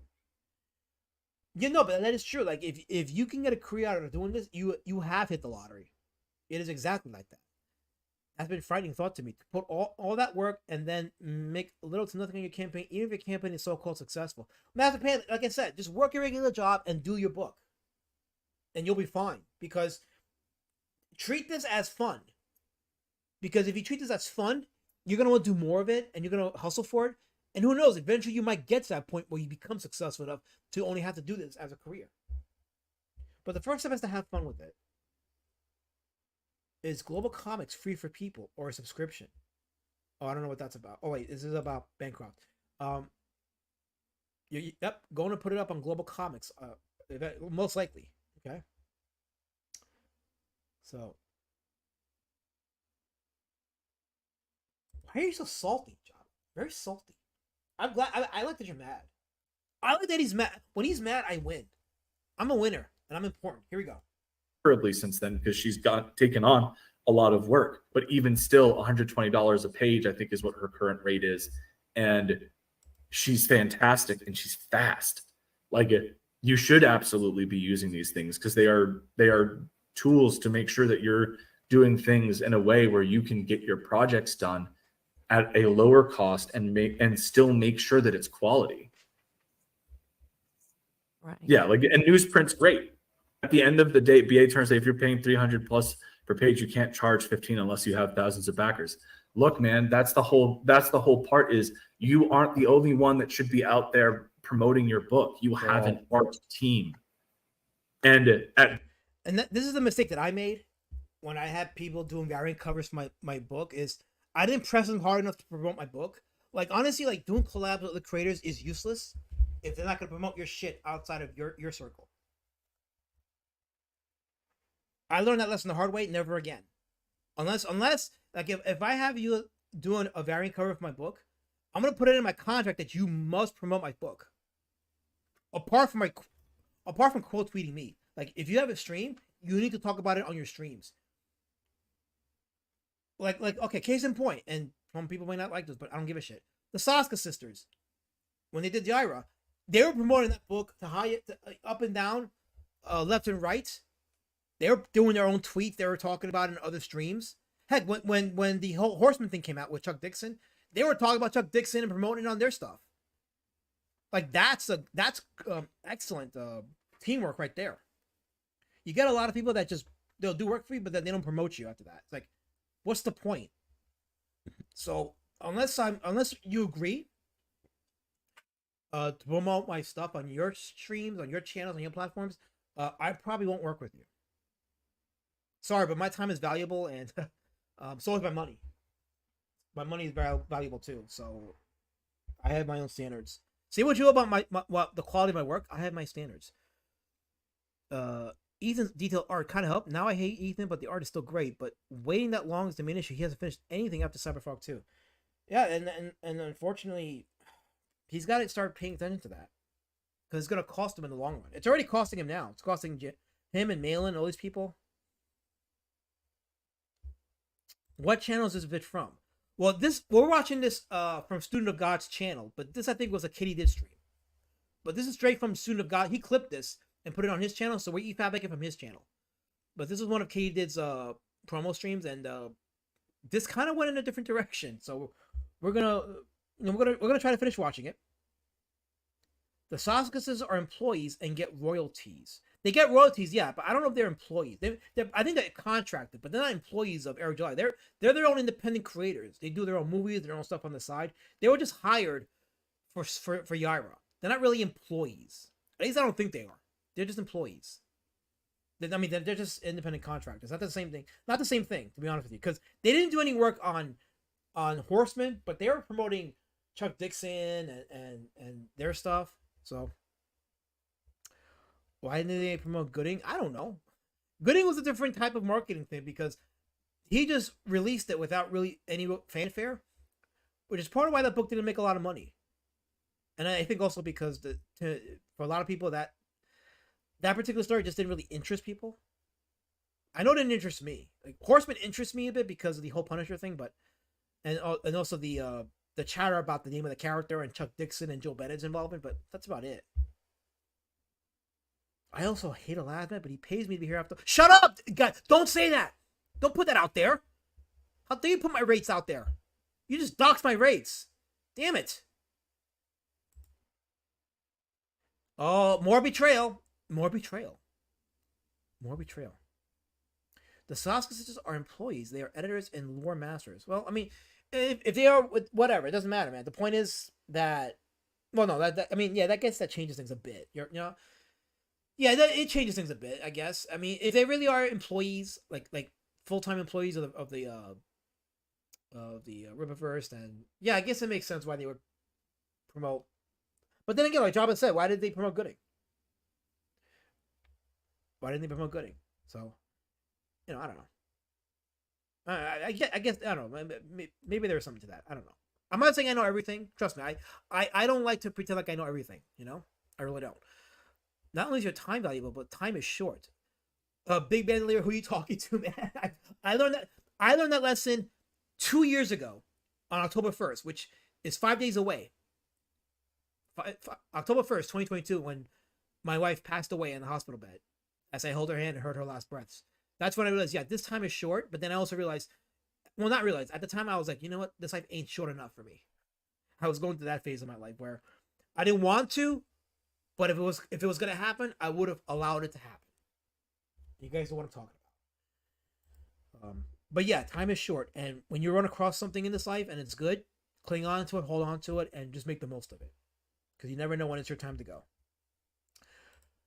I use that as an example, Jolly. Maybe if the point is that they're employees, then maybe that's not a good example. But let me see. Let me think of another example just to illustrate my point. What's another example?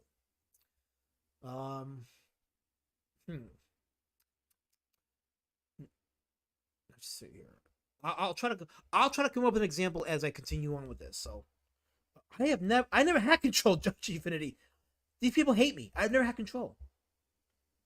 No, this is not being grim. It's true. This is a true statement. We need to be realistic, and this is a true statement. Why did Eric July promote Gooding? I don't know. I don't know. I really don't know.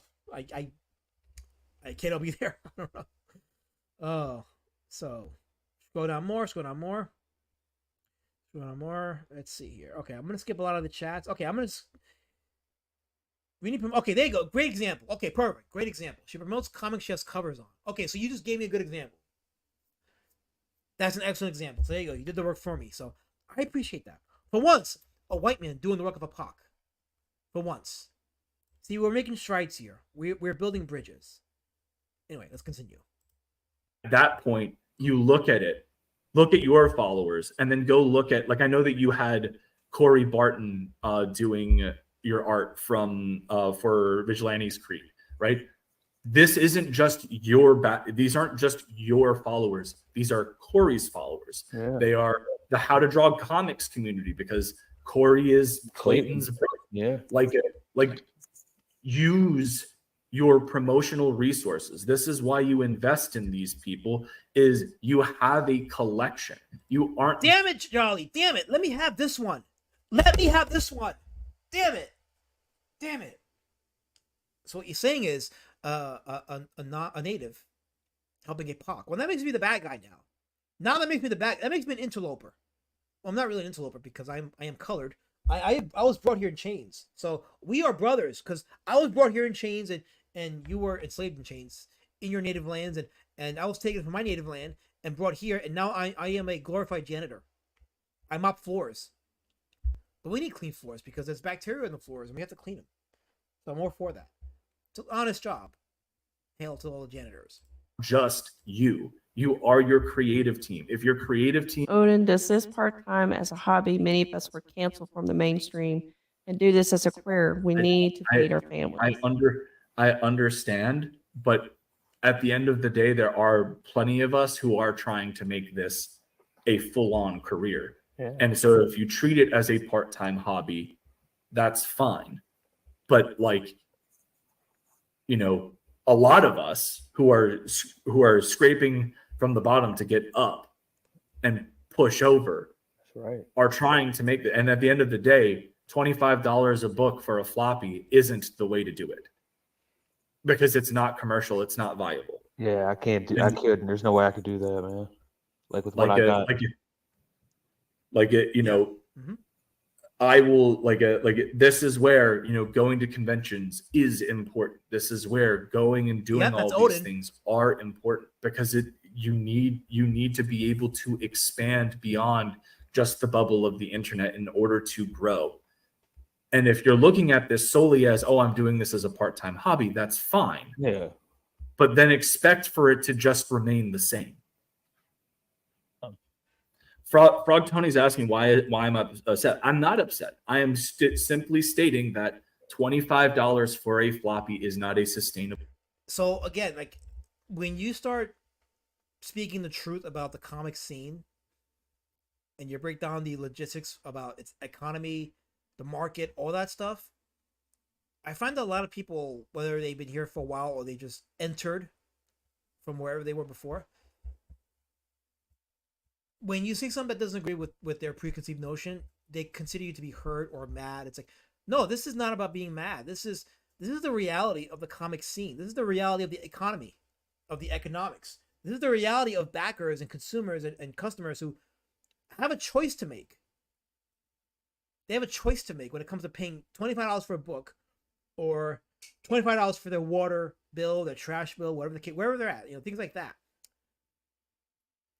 That's not a choice they have to make when the book is like $10 or $5. At that point, it's like, it's chump change. I'll put down a couple for this. $25 is that's like a meal for two people, or in some cases one. But it's a meal. It's a whole meal, a meal and a half, or 2 meals. So it's either you buy a book that you may think may be good or not, or you feed yourself. Most are just going to feed themselves. Feed their kids. So I'm happy Jabba. Oh wait, wrong chat. I'm sorry, Phil and Sam, that Jabba try to push you in the middle of me trying to correct him and let him know that I am not mad. Is it because Darky is 4 years late? Darky can't even finish a steak. Jabba, you know this. He can't finish a hamburger. He can't even finish his fucking fries. He can't eat tomatoes. That guy. I'm sorry. I didn't say I was mad. I'm actually very happy. I love myself. Anyway, let's continue. Business model. It's not. It isn't. Full stop.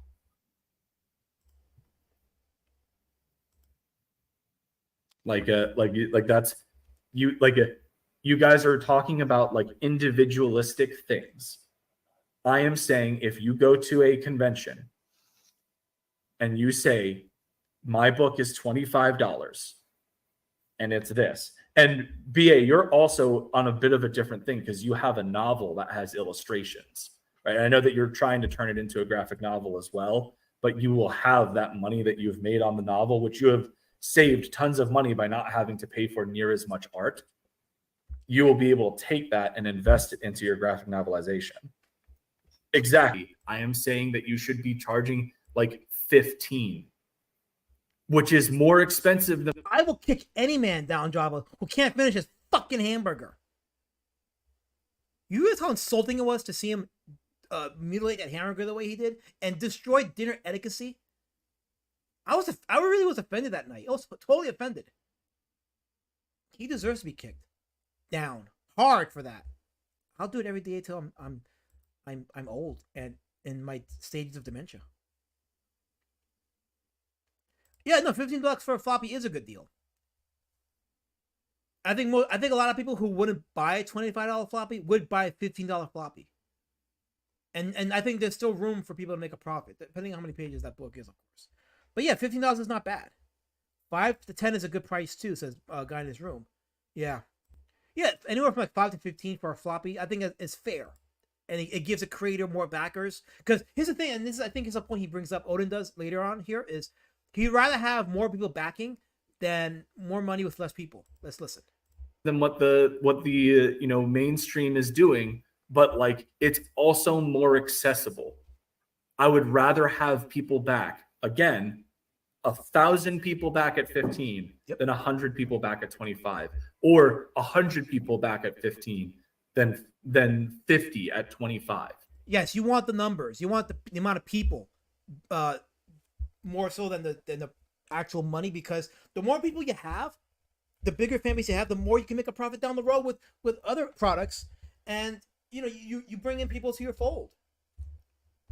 Because not everybody you're not going to be able to live on just like 20 people, for example, buying multiple shit over and over again. Because if any of those fall out, you lose money.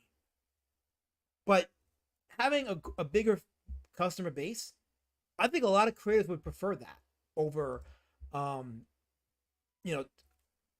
certain number of people buying multiple copies, multiple tiers, whatever the case is. Jeremy says Odin's 100% right. Go to any con with a $25 price tag on your book without a big name behind it, you're gonna get laughed at. The average local comic shop buyer isn't spending $25 for a book. $15 is much more feasible. Yeah, if it's a floppy, 100%. I understand the graphic novel part of it because graphic novels, with the amount of pages, again, it's not the same as a flop, and it is a risk when you sell any book for that amount of money, especially if you're not a name brand. So yeah, that's a valid point, and that's a risk some people take. But if it's a floppy, yeah, you could definitely lower the price point and get more eyes on your stuff for sure. I have always been me, Lord Raptor. How dare you? How dare you? By the way, it's roadwarriordrake.com. Make sure you Efap it. Make sure you promote it. Roadwarriordrake. Shout it out loud. Roadwarriordrake.com. Roadwarriordrake.com. I'm so glad because I have the website link on top. Roadwarriordrake.com. Roadwarriordrake. By the way, if people want to tip me, if you guys like what I'm doing, you want to throw me $1 or $2. My PayPal link is on the top. Just throw me $1 or $2 for coffee. I could use the coffee. Even though I just had a coffee, but I could always use more. A lot of indie floppies are 30 plus pages. Yeah, at that point, if it's 30 pages, I think $10 is good for that. I think $10 is good for that. I think 15 might be a little high for a 30 plus page book, but 10 would probably be my limit on that one. How much for your floppy? Nobody should buy your floppy. Nobody should buy your floppy. Oh, what the hell is a floppy? Is it printed with a certain paper? It's a book that's like less than a few pages. It's like less than like 60 pages, 50 pages, 40 pages. You know, like the ones you would get at the newsstand. Those are floppies. Those things that we used to buy at the smoke shop, at the newsstand, at the train station. The things that the comic shop today can't get rid of. Those things. Big Ben Lewis says, link to this discussion. I know you mentioned it already, but I already missed it. It's on Student of God's channel. I'll put the link in the chat if you guys want to see it for your references. But here's the link to the video. I put it in the chat. That's the student clip that was taken by Student of God regarding this. I can't remember, says Massive Panda. I'm pretty bad about keeping up, which is why I'm going to have to cut back on supporting these campaigns. Fair point. It's a fair point. This drama stream this is a drama. This is the natural comic book talk. We're having a discuss. We're mature men, Jabba. We're mature. Stop bringing drama to everything. We can be grown men and have a conversation and disagree and not throw tables like Carol. I mean, I don't want to mention her name. Fuck, I mentioned her. Shit. See what you made me do, Jabba? See what you made me do? Damn it. He's talking about stable-bound comics, about 40 pages, usually more like 20, 24. Yeah, that's exactly what it is. Books that are stable-bound. So they're not perfect bound, but they're stable-bound. So, I mean, they got the staples in the middle. So if you can staple in the middle, then it's a floppy. Even DC's having a hard time selling backlog omnibuses at $50, 600 to 700 pages. Oh, no. See, that's the thing. That's actually a good deal, to be honest, because I'm seeing, like, for example, the Marvel omnibuses are going for up to $150. First printings, like newly printed hardcovers of their omnibuses are going for $150. Like, it's not a bad deal, but I can't afford to pay $150 for an omnibus. Unless it's really good. Like, unless I really, really want it. Then I'll throw some money here or there, save up, and then buy it. So, here's a tip. Don't smoke in bed. Well, thank you, Jolly. Thank you for that. That was actually lovely. I feel I've grown richer now with that tip. Now I can buy a cup of coffee when I go to the shop and say, I don't have any money, but I have a tip for you. Don't smoke in bed. Your life is valuable. Your life is beautiful. Don't smoke in bed. Yes. So, okay. Let's see here. Throw a tip in the jar. Yes, throw a tip jar, says Lady Shadowban. Please, totally. About 40 pages. You get the option of a square perfect bound book, which is considered more of a premium offering. Yeah, after that, you could definitely do that perfect bound binding with your books. These are really small, unknown creators I knew from Facebook. Both of them post walls of text for updates, but no pages, never backing those guys ever again. A lot of the Facebook comic creators don't know how to promote. They just put this shit in the group and they expect engagement. But like was said before, and like I can confirm, a lot of these independent comic groups are just creators. They're talking to themselves and not out there really promoting to the consumer base, to the mission field. That's the term, mission field. They're not going out to the mission field, and it's a lost art. The marketing is a lost art. I'm so glad you're having fun. I really am. I'm so glad. I hope somebody times you out. Those hardcovers are worth it. If you like, hardcovers are great. Listen, I love hardcovers. I absolutely love hardcovers. So, Job says, Dark is having a hard time drawing comics with no walls or floors. How is that possible? I don't know. You have to ask him. I can't answer that question. Oh, you son of a bitch. Oh, my good friend Helmet's in the chat. Hail, Helmet. How you doing? Hello, Helmet. You poggest you. Anyway, let's continue. Because at the end of the day, that's where we're going. Saw this coming. A lot of people denied it was coming. Frog Tony is trying to do the backer thing. Look, man, I've been shadow banned since day one. You want to do the 266 backers on the... So the comment he's referred to is that Tony said that if a backer wants to pay a higher price for the comic, he should get it for that price. Something to that effect. Which is understandable if the entire market thought that way. But if more of the market didn't think that way, again, you got to go to the markets, what the market wants. If 5 people want to pay $20 for a book, that could be 15, and you're better off with 30 people paying the 15, you would go with the 15. You want that higher backer count. I think at the end of the day, that's what we want as creators, is the higher backer count. Around the Cauldron says, Jabba, did you time me out? So the order was for Jabba to be timed out. But apparently people are backstabbing me. Live in the chat. Anyway, here we go. Brace 1 to 144 backers. I had a 20, what's that? That's a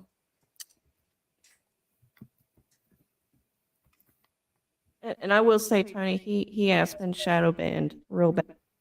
I lost my job. So you can sit here and try and nitpick my excuses because you don't like what I am saying, which is what's going on.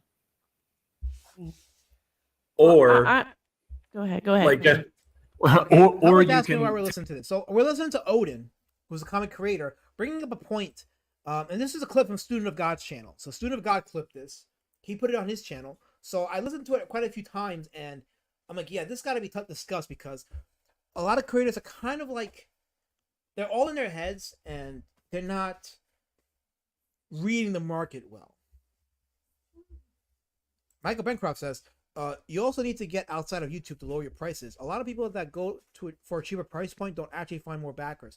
Now, here's the dilemma with that, Bancroft. The dilemma is if you put your book on the Indiegogo platform or Kickstarter for a certain price, if you sell it for a lower price at a con and word gets out, you end up pissing off the backers of that campaign and who may not come back and buy your book. So if you're gonna price your book a certain way, be smart about it. Price it where it's more affordable on the backer on the crowdfunder sites than at a con. Because you don't want to piss off your backers either. Like that's the dilemma here. So,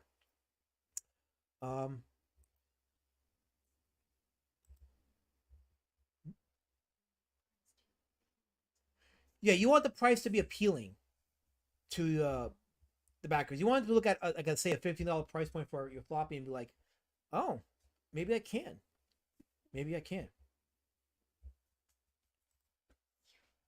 Jeremy says these idiots have no idea, and Odin is totally taking it easy on them. You know, you could tell in his voice though, Jeremy, that he really wanted to like rip into them.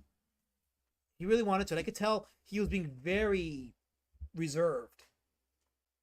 And he understands like the whole mentality of, well, I'm a backer and this and that. It's like, the market as a whole needs to be respected.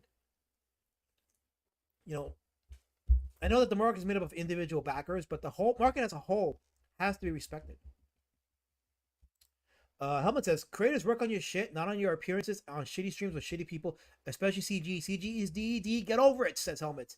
Yeah, CG is DED like Pogs. Pogs are DED. Like Millhouse, who's not a real character, but yes. Or do a campaign exclusive and a regular one.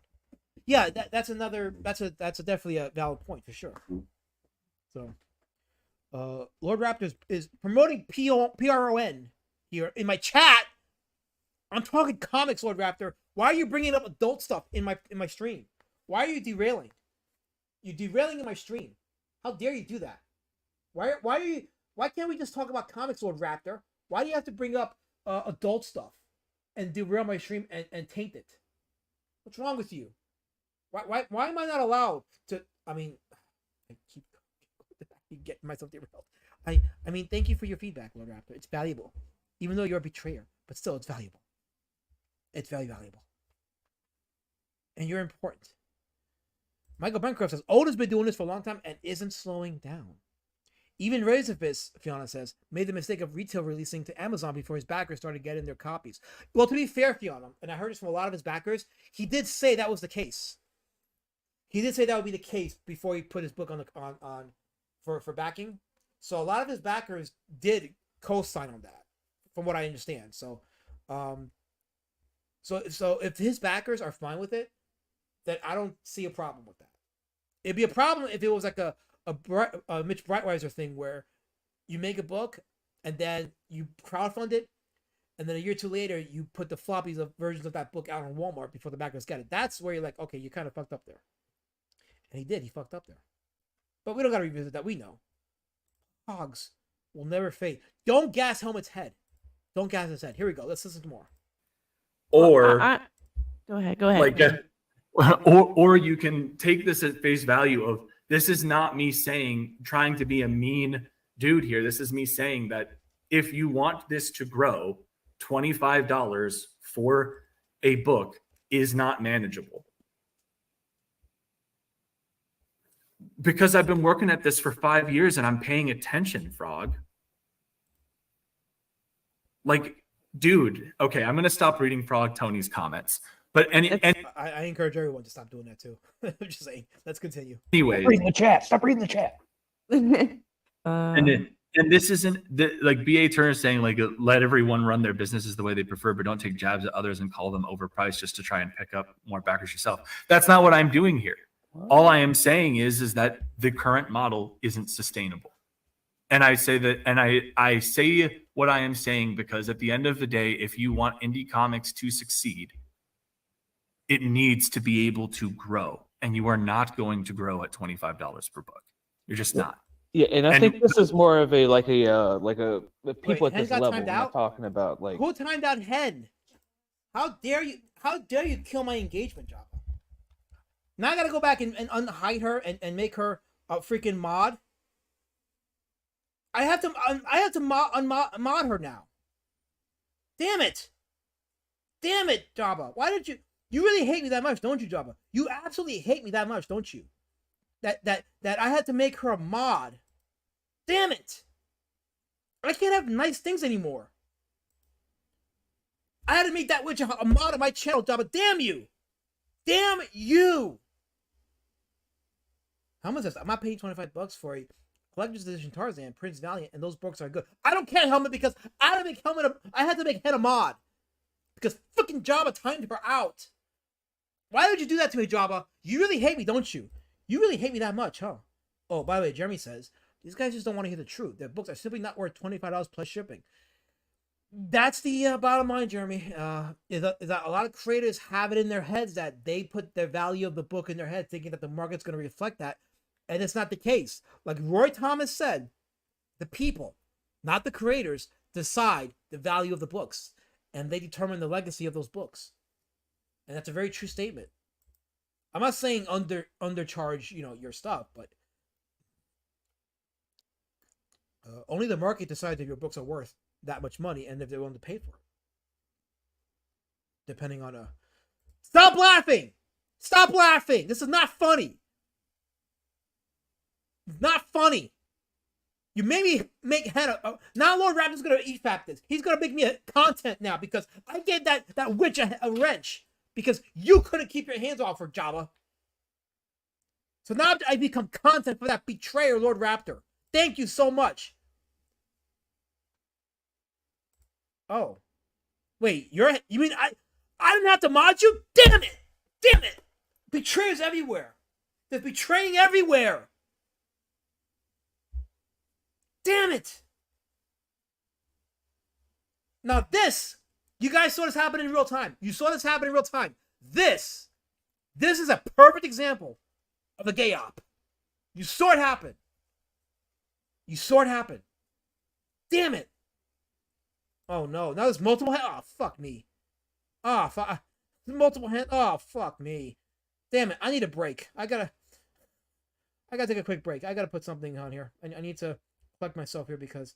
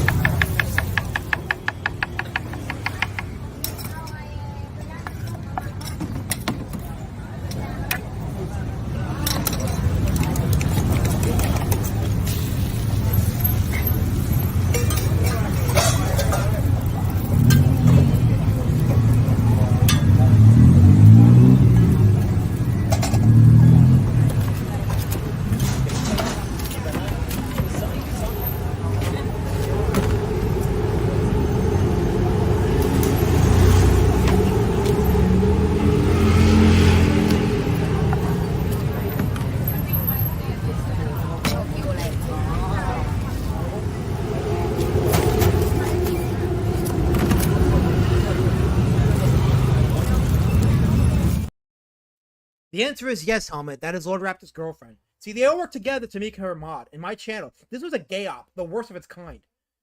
Absolutely. Absolutely. Oh no. Ken says the jobber's a boy. Ugh. I read that out loud too. Ugh. Ugh. Massive Pandas. Yeah, that's a harsh truth that someone told me years ago. Nobody cares how hard you worked on your project. The consumer market makes the calls the majority of the time. Yes, Roy Thomas said that point. He made that point clear. The market determines the value of your book, not you, the creator. He's absolutely right. You may think in your head you've created the best story in the world, but the market doesn't share your opinion of your book. You got to market it so that you can convince them that the book is what you say it is. Helmet, I have, says Helmet, the money to back like $25 books, but 99% of them are dog shit, and the creators are insufferable assholes.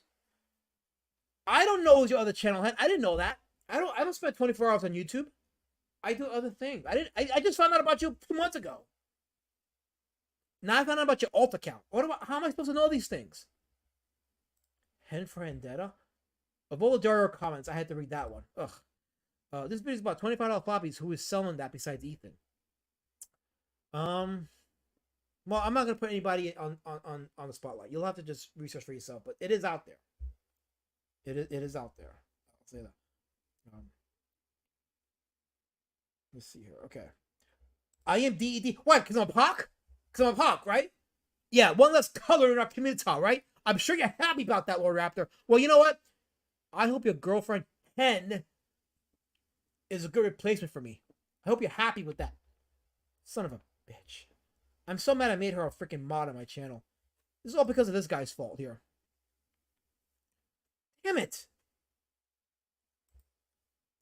So just remember, Lord Raptor, it's roadwarriordrake.com, okay? Roadwarriordrake.com. Remember that. Just remember that. Stop. What the hell's wrong with Job? What are you calling a knobhead? Oh, that's Hen. Yeah, because I had to make your freaking wrench because you got timed out, but I didn't even know you were in the other account. This is bullshit. Anyway, let's continue on. Huge people who make six figures. This isn't. We're not lecturing. I don't see him as lecturing anyone like that. Or Jimmy, Oasis crowdfunding a comic quality comic over 40 pages is expensive. $25 is how it is. But I agree the goal to lower the cost is a goal, but it will have to be on some other platform. I mean, I'd say that if you utilize all the platforms that you have, you should be able to make it work. Like I'm not going to be using Indiegogo at this point. I've had. It's not just a picture book. It's an insulting. Yeah. I don't like it. Like from an objective standpoint, that is what a comic is. And the reason why comics became the big medium that they are was they were generally cheaper forms of entertainment than just your standard book. You could go. What have I been saying on my streams? In the last few streams, what have I been saying? That comics have always been seen as disposable media, right? By the way, hit that like and subscribe. That's how you do it. Hit the like, subscribe, and the bell notification for when I go live. There you go. That's the model right there. Awesome. But yeah, what have I been saying? I've been saying that comics have always been considered to be disposable media. Heck, Roy Thomas, again, industry insider, because he was an editor-in-chief of Marvel, made the same point. these comics are commercial art. They weren't made to be masterpieces. They're commercial art. They're made for the purpose of selling them. So it was less emphasis on the style of the art and more on just making it commercially viable to make money off of it. And then just whatever happens to it happens to it. Massive Pandas, I agree with Helmet. We're lucky to have witnessed the rise and fall of creators who destroyed their own success. It's a lesson on what not to do for those of us who are still unknown creators now. Oh, 100%. It is absolutely a lesson for a lot of us. And in some ways, I am glad that I'm seeing it happen because I know what not to do. I know what not to do. I get more stupid when I listen to Dog Lady. Well, just listen to Odin. The point is that we're listening to what Odin is saying. Odin is the guy we're listening to here. He's the one that's spitting the facts. So stop. You and Raptor with your pill talk. Stop it. This is a kid stream. Tell you all about. That's a fabulous Jabba. Fabulous. You of the hair. So cry harder, Raptor. Cry harder. And when you do, remember it's roadwarriordrake.com. There you go. roadwarriordrake.com. Okay? roadwarriordrake.com. Remember that. Okay, we got like 2 minutes left on this stream. Here we go. They were generally cheaper forms of entertainment than just your standard book. You could go out and get, like, back when a lot of people were growing up, comics were anywhere between $1 to $3 per book. So like you could go out to a store with $20 and come back with $5, where you could go to a bookstore with $20 and not even get one. Wouldn't you, as the consumer, would rather for your money buy more items with a certain price point than just buy one item with the same price point? I know I would. I would like to buy more stuff with a certain amount of money. Like for $25, I like to get a couple books. Rather than just one book. But if I'm paying $25 for a book, I'd rather it be a complete story. I backed a lot of books. I stopped backing books. I just buy now books from like Fantagraphics, or if I see something in Barnes & Noble that I like, I'll get it there. But I don't do any crowdfunders anymore. Not because I don't want to support crowdfunders, but the price tag is not justifiable in many cases. You're gonna make it a monthly thing, and you just give me partial stories. Like, no, that's not happening for me. I'm not gonna put $25 down for a story that's only part of a story. If I'm paying you $25 for a book, I want the whole fucking story. Otherwise, you're just wasting my money, and that ain't cool. Because you coordinated, Hen, a gay op with Lord Raptor and Jabba. You coordinated this shit. That's why. Damn it. Oh, remember, Lord Raptor, it's roadwarriordrake.com. roadwarriordrake.com. Anyway, let's continue. Like a $25 price point for a 80+ page book, that's not what we're talking about. We're talking specifically if you have sub 40 pages, between I would say anywhere between 25 and 36, right? The answer is Lord Helmet. Yes, that's the answer. He is a betrayer to the NEC. Anywhere between 25 and 36, right? Jimmy Reyes. A good book will sell at a convention at 25. Art Adams sells his for 40. Finch for 35, and some sketchbooks are even 50. I got the finally acknowledge I'm turning on Pete's head. But shipping and handling has its own separate price on a crowdfunder. I'm a blonde, but I ain't that dumb.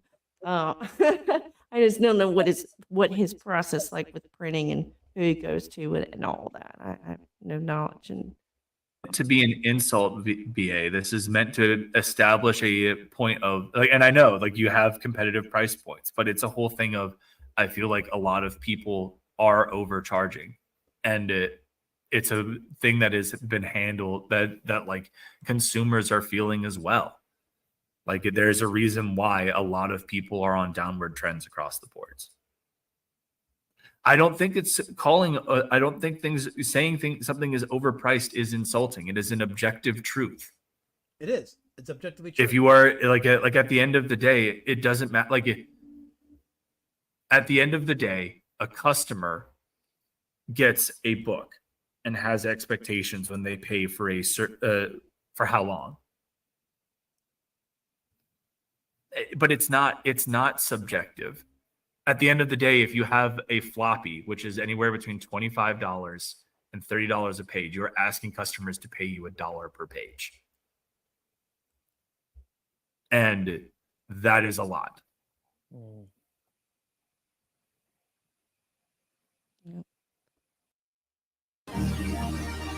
Lady. There you go. So, yeah, Odin's been some facts and saying some of the things that I've been saying for a while regarding the value of comics, how the market is the ultimate, they're the ultimate judge in what value a book has.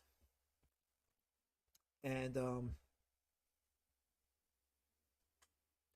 I knew this back in 2019 when I was pricing my books. I'm like, wait, why are my books, which are over 100 pages, comparable price wise to books that are like 60 and below? And to me, that was like, oh, this is not going to be good for the market. This is not going to be good for a lot of these people that are pricing themselves out of customers. Heck, I showed you some of Chris Ware stuff, right?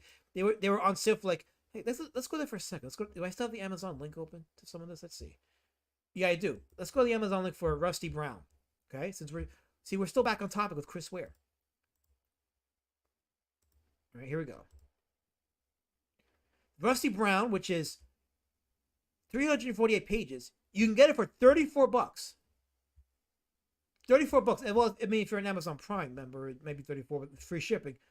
Still, that's very cheap for a 348 page hardcover perfect bound book compared to a $25 60+ page floppy on the indie scene. And that should be telling for a lot of creators on whether or not they're serious about building their base and trying to find ways to make it economically feasible for the market. So there's a lot of woos. Why are you wooing in my chat? Stop wooing. You guys are doing so great before. You were typing it. Shh, everybody's got to stop this. Even Jabba's doing it. You guys are all gay. Stop it. I'm permabanning all witches. The ranging will be fast and true. Gay op. It's all gay op by you people. Oof. Yes, I agree. They cannot touch Ric Flair with a 10-foot pole or with Sting's 6-inch pole. They can't do it. They cannot do it. Michael Bancroft says, Devil's advocate. In crowdfunding, backers are asked to donate a premium amount to help a creator make a new book. Afterwards, a creator can sell cheaper reprints or direct to customers. See, I get the whole crowdfunding thing, and that is a good point. The problem, though, is the second half of that statement, because a lot of backers take offense to the fact that if you put down $25 for a floppy with the intent of the backer being able to fulfill his vision in producing a book, you go and sell that book for cheaper. The backers have something to say about that, and for the most part, they don't like it. And a lot of creators are privy to that. It's the idea is to give the backers the incentive of backing it online because they'll get it for cheaper online as opposed to selling it in person. So it's like a double-edged sword. It's you're fucked either way, you know. So that is one of the problems there. It's you crowdfund it at a higher price point, sell it at a con for cheaper, or you sell it for cheaper at the backers point, and then hope to make more get more numbers in terms of customers at a con for selling it at a higher price. That's the thing. So, Lord Rap's a test, but you do it every day. I'm done. He says, "I'm done." Like a hamburger, he's done. Well, not on Darkest Plate. You guys are fighting each other. This is weird. You guys all fight each other. Most creatives don't think along the lines of future reprints, though. I noticed that, and it just tells me again. It tells me that they haven't studied the indie scene. A lot of these people just jumped into the scene with this intent of making a comic, thinking that they were producing the next big thing, and it's like, no, it doesn't work that way. There is comic history for a reason. You look at the 60s movement with R. Crumb, and which is the alternative comic scene with R. Crumb, Spain Rodriguez, and Vaughn Bodie, and then the underground 80 comics movement of the 80s with Gary Panther and Mark Bodie, among others. Has to be reprints, not the same book. Well, that's different then. Like if you're talking about a cheaper version of the book, then yeah, that's different, 100%. That's kind of what Razor Fist did. Razor Fist he sold a premium version of his Ghost of the Badlands hardcover with a lot of extra details in it for like $50, and then he sold a hardcover version of that book just with the story, bare bones, for $30, which is very reasonable. And he told his backers he would do that. Very reasonable.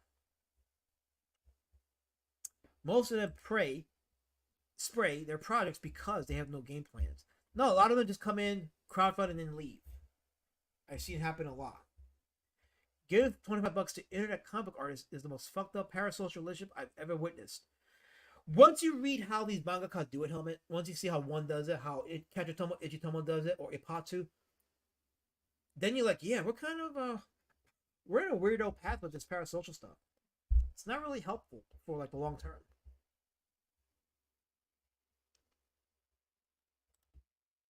Throwing daggers at me. See, at least he's throwing daggers, not spear chucks. But I don't know, Cloud Raptor G. He just came into my chat. I say hi to everybody in the chat.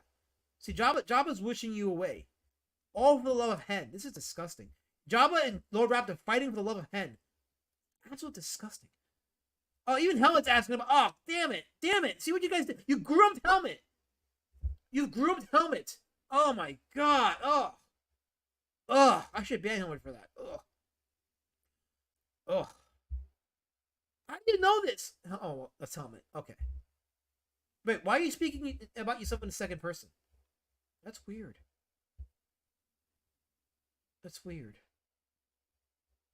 Ugh. My throat is scratchy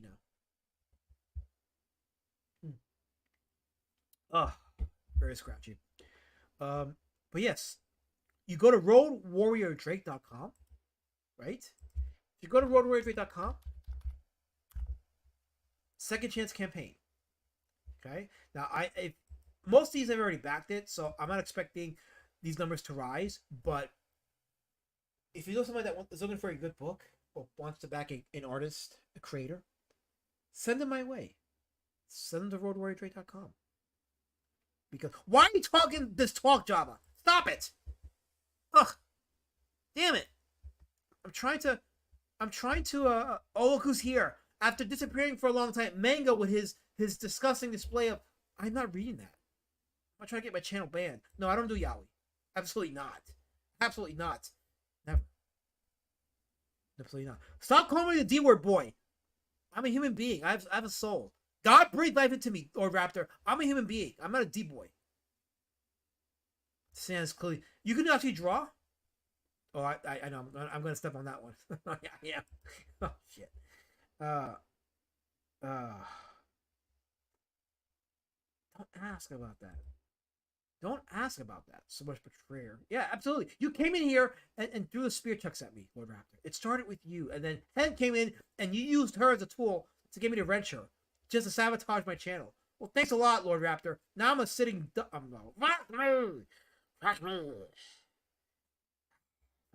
Should have said that. Oh, I've already been convicted, Helmet. You can't be a POC and not be convicted. I have been convicted. It's part of the POC rights. But yeah, there's a case to be made for lower price points. This book here by Chris Ware, Rusty Brown, among his other books. Perfect example. $34 for a 348-page hardcover book. I think it's impressive. Excuse me, I'm hiccuping. I like how it all tied into this. Like, I was afraid that I'd do the comic Outliers stream and then I would go into the Efap and I had to hand it to the chat. You guys in the chat kept it on point. I appreciate that. Even my haters, I appreciate that. And that was easy for me to go back and full circle to our topic of tonight, Chris Ware. So you warned me, and then you conspired with them against me. We saw it happen in real time, Lord Raptor. We saw it happen in real time. The gay opera was real. We saw it happen. The Big Ben Lero says, Throwing this out there, kind of random, but it's valuable. Try to find Bud Plant comic catalogs from the 80s and 90s and early 90s, but mainly the 80s. The treasure trove of upcoming indie comics. Okay, I'll remember that. I will remember that. Bud Plant comic. Yeah. I absolutely will. I'm always into treasure troves. I like treasure troves, especially when it comes to comic books. I am a big man of treasure troves. And I like adding to my collection. I don't do the long boxes. I get full books. Books that I know I'll read over and over. Speaking of which, I have so many books in my library I gotta read. See, one of the setbacks of working on your own book is you don't get time to read other books, and I should. I'm gonna push myself so I can feed my soul. Or my creative spirit, I should say. Don't put that out there. People are gonna think it's true. Link. How dare you put that out there?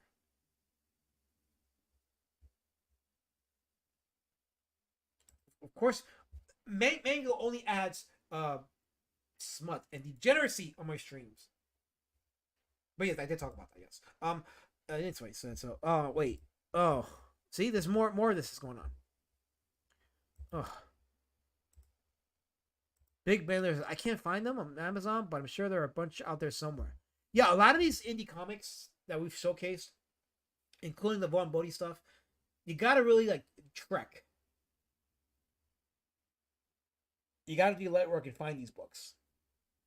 They're not really as available mainstream as you think they are, but with the power of the internet, you can find them and track them down somewhere.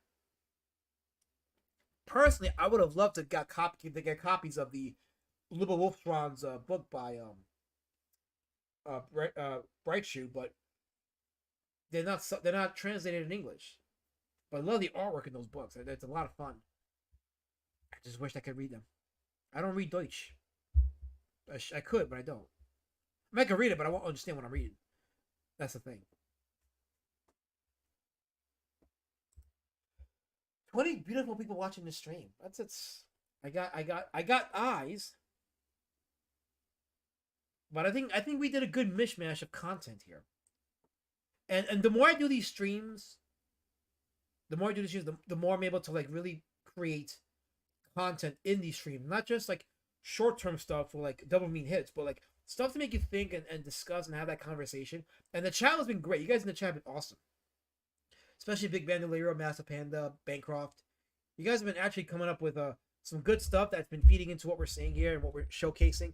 And if you're a young creator or a new guy entering the sphere and you want to get some information, like learn from the people in the past. See, it really astounded me how ignorant a lot of creators, whether it's CG or other movements like that, don't know about these indie creators of the past or these movements of the past. And why they were successful and why they had long-term legacy. We didn't learn from them. We did not learn from them. Because here we're talking about betrayals. Or shitty Friday night streams. Or trying to find a woman with a good weeding hoe. But Big Bandolero here says, the Bud Plant catalog is not a comic, but an illustrated listing of a bunch of comics. Yeah, I figured that's what it was. Listing of a bunch of comics that were coming out at the time. You'll find stuff for your comics outliers.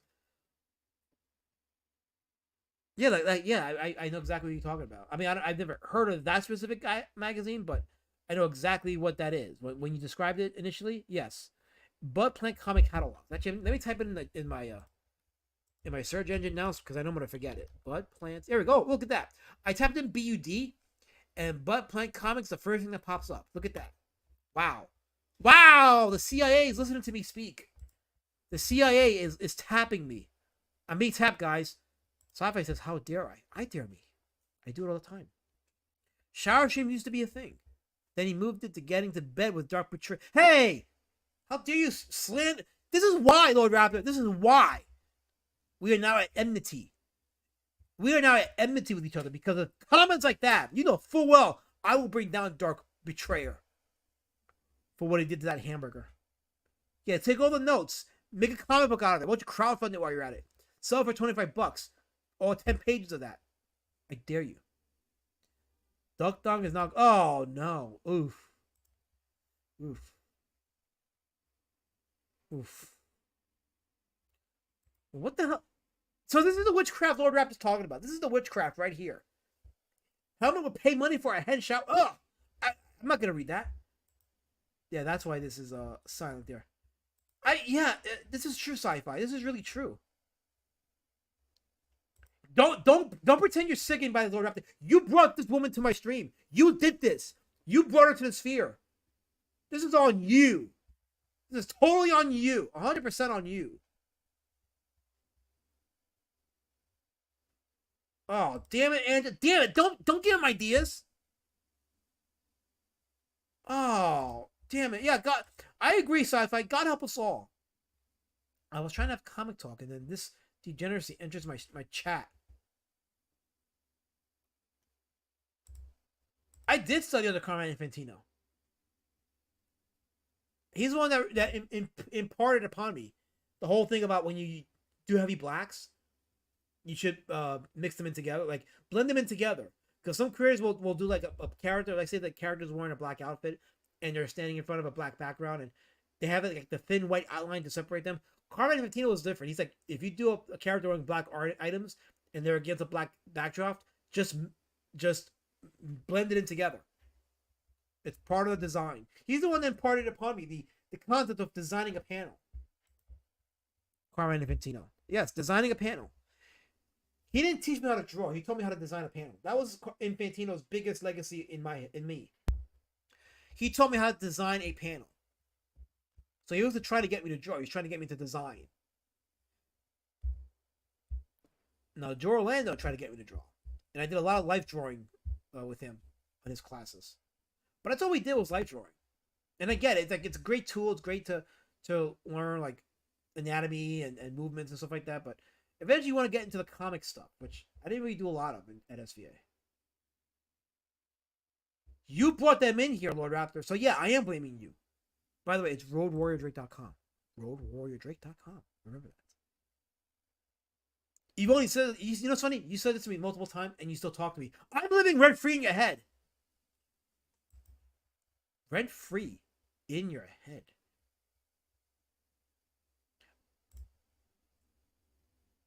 Every show's a shit, so what do you mean?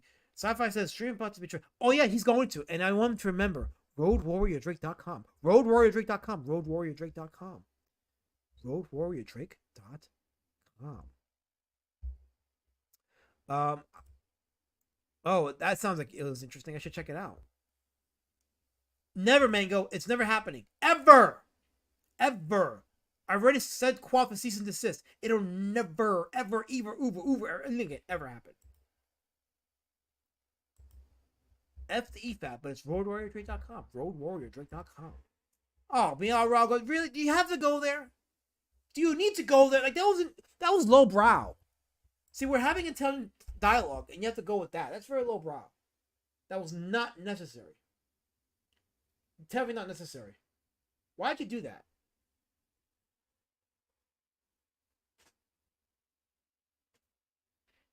That didn't need to happen. So much unnecessariness. But yes, hit that like button if you haven't already. This has been a very thought-provoking stream. A lot of great insights by the chat. I appreciate you guys coming here. And I appreciate you supporting this because there seems to be a consensus that this doesn't happen, that this is not supportable. Like, people don't come for these type of streams, but although I think it helped that I put the word EFAP in the title. But still, you stuck around for the good stuff, the comic stuff, the history lesson here about prices and you know how the style of art must service the story for it to be successful. And there is a link, Angela Curry sharing the link to the second chance campaign for Beast Citizen Road Warrior Drake. Beast Citizen Road Warrior Drake. This is true. He has fleas, 100%. I can vouch for that.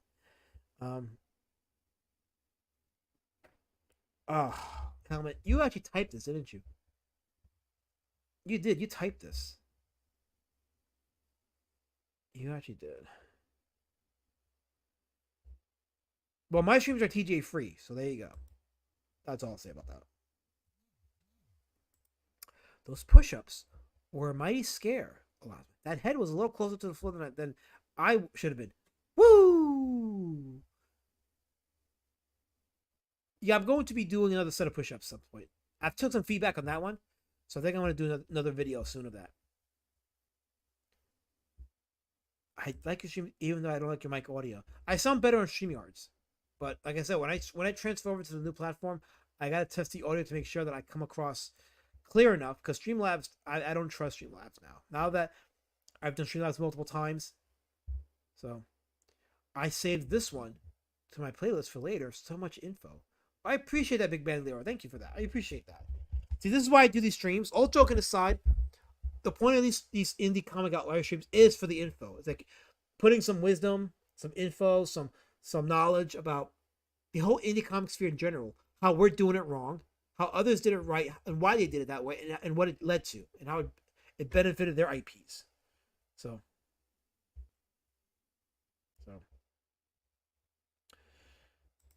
Well, Ryze is my good friend, so, but TJ, I'll leave it alone. I'll leave it alone. I think it did some nice push-ups too. I'm gonna do better push-ups though, much better push-ups. Next week will be homo. I'm not reading that. What's wrong with you, Mango? Speaking of betrayers, like he hasn't been in my stream in a while. Now he comes here and he's throwing these accusations at me. At me, Mango. What have I done to you? I've done nothing to you. I've been good. By the way, Sunday, September 29th, I'll be at CCon from 10 a.m. to 4 p.m. at Seabright, New Jersey. I'll be there with Dark If Comics. We're going to be selling copies of our books, respective books. And if you're in the New Jersey area, especially Seabright, if you're there, come and say hi. Come take some photos. Get a photo op with us. Buy some of our stuff. Get tchotchke. You name it. We're there. We're going to be there all day. So, because I had to promote my stuff, because if I don't promote it, it ain't getting promoted. You know how it works in this scene. You know exactly how it works in the scene. So, oh, we're at 2 hours and 44 minutes. What was it? 3 hours? Holy crap! This stream just flew. But they want me to keep going. But what can I say? What can I say that has been already said? I guess we'll end it at 11 on the dot. If we have 19 people watching, we'll go for another 15 or so minutes and then we'll end it. Mango says CCon. EVS and Milan will be there. They're Wales. Well, I don't know how far White is from where EVS lives, but I'm not expecting him there. I only want the customer base there. I want the market there.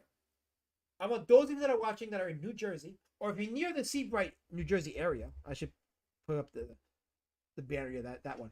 If you're near that area, come on by. Come on by. We're gonna be. We're not in bed. No, we're not. We have tables. I have a table. He has got a table. What do you mean bed? Who goes to bed at a con, Lord Raptor? Who goes to bed at a con? Where's your filthy mind at? Two grown men can sell comics at a convention and not be linked together. What's wrong with you? You got a diseased mind. A very diseased mind. They're my therapy dogs. They're not gay. They're therapy dogs. They're my happiness. Ye of the hen tribe. I'm not highlighting that Java. I'm not gonna highlight that comment. I'm not doing it. Fuck you. Don't laugh, Mango. Oh yeah, is that laughter? Or that steak? Oh, that's steak. See, Kyle, did you though, Lord Raptor? Did you? Did you? I don't know if you did. I'm gonna press X to dot on that one. But yeah, Sunday, September 29th, from 10 a.m. to 4 p.m. at Seabright Recreation Center, which is right next to the beach over there. 1167 Ocean Avenue, next to Donovan's at Seabright, New Jersey. So I'll be there selling copies of my book as well as other tchotchkes. I'm going to take receipts. I'm going to have receipts, and you can count on it. If Darkin is eating, I'm there with the camera, and I'm going to show people that this is not a one-off thing. He is unbearably degenerate and abominable with his eating skills. You can count on it. Is Darkiff coming with without offense? I'll let you know. I'll take all the receipts, and you'll see for yourself if he does.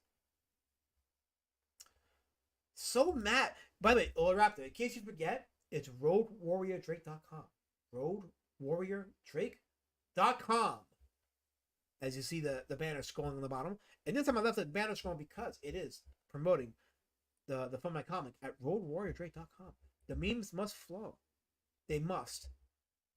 They must. They must. My throat is scratchy. Oh. I said it out loud because why not? It's better than dead air. Absolutely better than dead air. 10:47 p.m. Eastern Time. We're almost at 3 hours. And we're going to end it in 13 minutes. Well, less than that if you don't count the outro. Anybody? Okay, you guys have any questions in the chat about what we discussed? If you have any questions, now's the time to put it in the chat about what we discussed, about Chris Ware, about the video we Efap, the conversation. Let's hear some questions before I say goodnight to y'all. What have you guys got to say? The community talk must be heard. It must be heard. Here we are at CCon, happening at 1167 Ocean Avenue, next to Mountains. So, no mango, no shower stream at the con. I don't do that. At some, look, if I'm gonna do a shower stream, I need to get paid for it. My skin is not cheap. Howard says, no steak for Anthony. Give that man a Happy Meal. No, he needs a plant-based yogurt.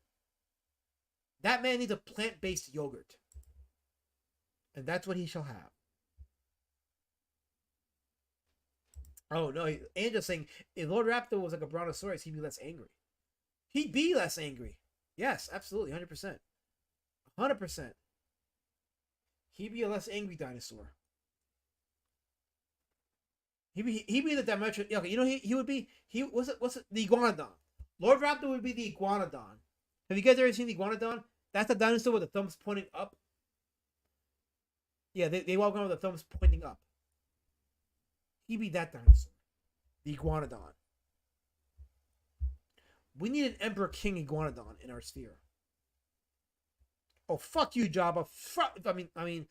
No, they don't have beds. They're good with the couch. And they don't need blankets. But thank you for thinking about my animals. That's very thoughtful of you. I appreciate that. Massive Bandit says, do you have any storylines outside of Road Warrior Drake? Or maybe some tie-in stories with the Drake universe? Well, I'm doing the Pumpkin War Patch Ash Can. That's a like an Elseworld story that's kind of tied to the Road Warrior Drake stuff, but it's a little bit like an Elseworld universe kind of thing. Like you could tie it to the storyline, but it's going to deviate in some parts because it's a different tone. But honestly, with my time the way it is, I'm dedicating it just to Road Warrior Drake because that's my IP. I was going to do Clock People, but I told the story about why I stopped doing it. Although some of the Clock People pages that I actually did put it into Street Champion, not Street Champion, Be Citizen Road Warrior Drake. So I am including some of the Clock People stuff in my book, including some of the ideas that were going to be used for Clock People. I am putting it in Be Citizen Road Warrior Drake. But I think because of time and all that stuff, I'm just going to dedicate to doing Road Warrior Drake stuff. That's going to be my thing. Kind of like how Jim Davis is doing Garfield or Charles Schultz has done Peanuts. You know, some comic outliers, they just stick to one IP, and that's their bread and butter. Yes, in case you forgot, hit that like and hit the subscribe button. So salty, Lord Raptor. You're so salty. I can be. I'm not what you said, but I'm allowed to be a human being. Setting off my subwoofer? Is that subwoofer? I don't know what that means.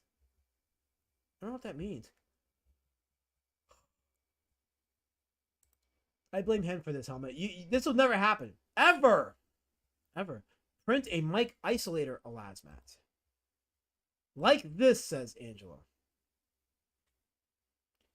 Cock peephole? What is clock people? Clock people.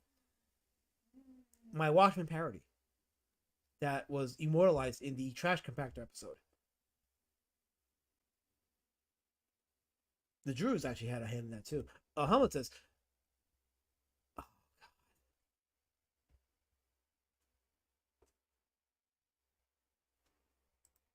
God. I didn't want to read that one. Mazapan says, with the 9 to 5 getting in the way, there's only so much we can expect from ourselves in terms of production. I wish I could crank out more work. Me too. I really do. I try to be efficient though, but yeah, I wish I could. I wish I could have finished this book faster, but then I did it at the time I was meant to do it, and I'm almost done. Like I said, in about 2 or 3 weeks, I'll have the book completed. It'll be complete, and then a completed rough draft, and then I gotta get it sent down to people to review it, look it over, tell me what works, what doesn't work, and then make the necessary adjustments, and then have it ready for the printers. I'm very excited about it. I really am. I'm probably more excited for this book than I am for Street Champion Road Warrior Drake. Because Street Champion Road Warrior Drake was my first book. And the euphoria of when I finally got to hold a copy of it in my hand, it was amazing. But I really think that once I have Beast Citizen Road Warrior Drake in my hand, it's going to be a much more different feeling. Because it's going to be the book I didn't know I was going to make. But a better story, better art, better writing, better everything. And I've had it done. So yeah, I started work on Clock People by integrating some of that into Beast Citizen Road Warrior Drake. Maybe the Walk People will make an appearance there too. Who knows? I probably will have them make an appearance because that stuff is too good to not use. I feel like I made a choice a few months ago to integrate some of the Clock People artwork. Some of it, not all of it. Some of it I can't use, but I'm gonna integrate some of it into Beast Citizen Road Warrior Drake. And it will make a better book, I think, too. No, there's never enough hours in stream. In a day, I mean. That's very true. Angel says nothing after she says, Lord, not a duck. You don't want the D words, ever. Master Ben says, fact, it's actually pretty hard for me to go back and look at my earlier stuff. See, I've been asked, will I go back and redraw Street Champion? No, I'm not going to go back and redraw it. The artwork in that book served its purpose. See, I stand by that book. So a lot of people won't, but some more do. But I stand by that book because it serves a purpose in terms of the gradual evolution of the Drake character from the feedback that I got, its place in comic history. I feel like if I were to redraw that book, it would lose its purpose. It will lose its timestamp and its place in history. I'd rather have people talk about me doing it than actually just having done it, and then there's very little chatter about it other than, oh, it looks better the second time around. No, I want that conversation to happen. I want that conversation to be like, oh, imagine if the lad that redrew that book, how much better it would look. And I'm like, well, I saved the artwork for the later stories.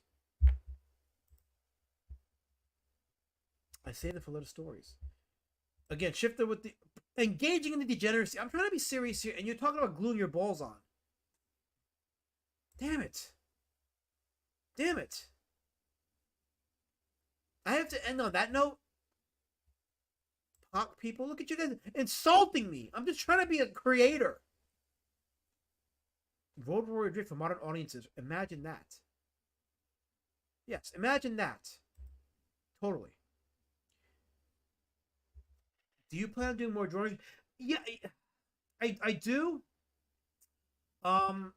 Yeah, I do want to do like another stream or two, another draw stream or two before the book is finished. For sure. I just gotta get some more royalty-free music because I don't want to get a block on my channel, like with the last stream. So, but that stream is available on Rumble. But I don't want to get the another set of copyright strikes. Well, I didn't get copyright struck. I got blocked because of the copyright claims, which is fine. The claims, not the blocking. But yeah, I do want to do another draw stream or two of the book before the book is completed. Samsungs are a bit heavier. I should just stick with Shores, but I hate using the XLR with the soundboard. Oh, this is regarding the audio stuff. Yeah. 2 or 3 story science so we can get Deep Boy from Donald. Oh, you're retarded. I can't read that. I'm guessing I'm going to end on that note as I play the outro. But thanks for tuning in. Thank you guys for hanging in there. I'm going to go to bed and call it a stream. But don't forget to hit that like and subscribe button. And if you haven't, back at Beast Citizen Road Warrior Drake. Beast Citizen Road Warrior Drake at roadwarriordrake.com. That's where you want to go. That's where you want to be. That's what you want to do. So, I'm drained. Yep, I'm so drained. Very drained. Y'all have a good night, y'all.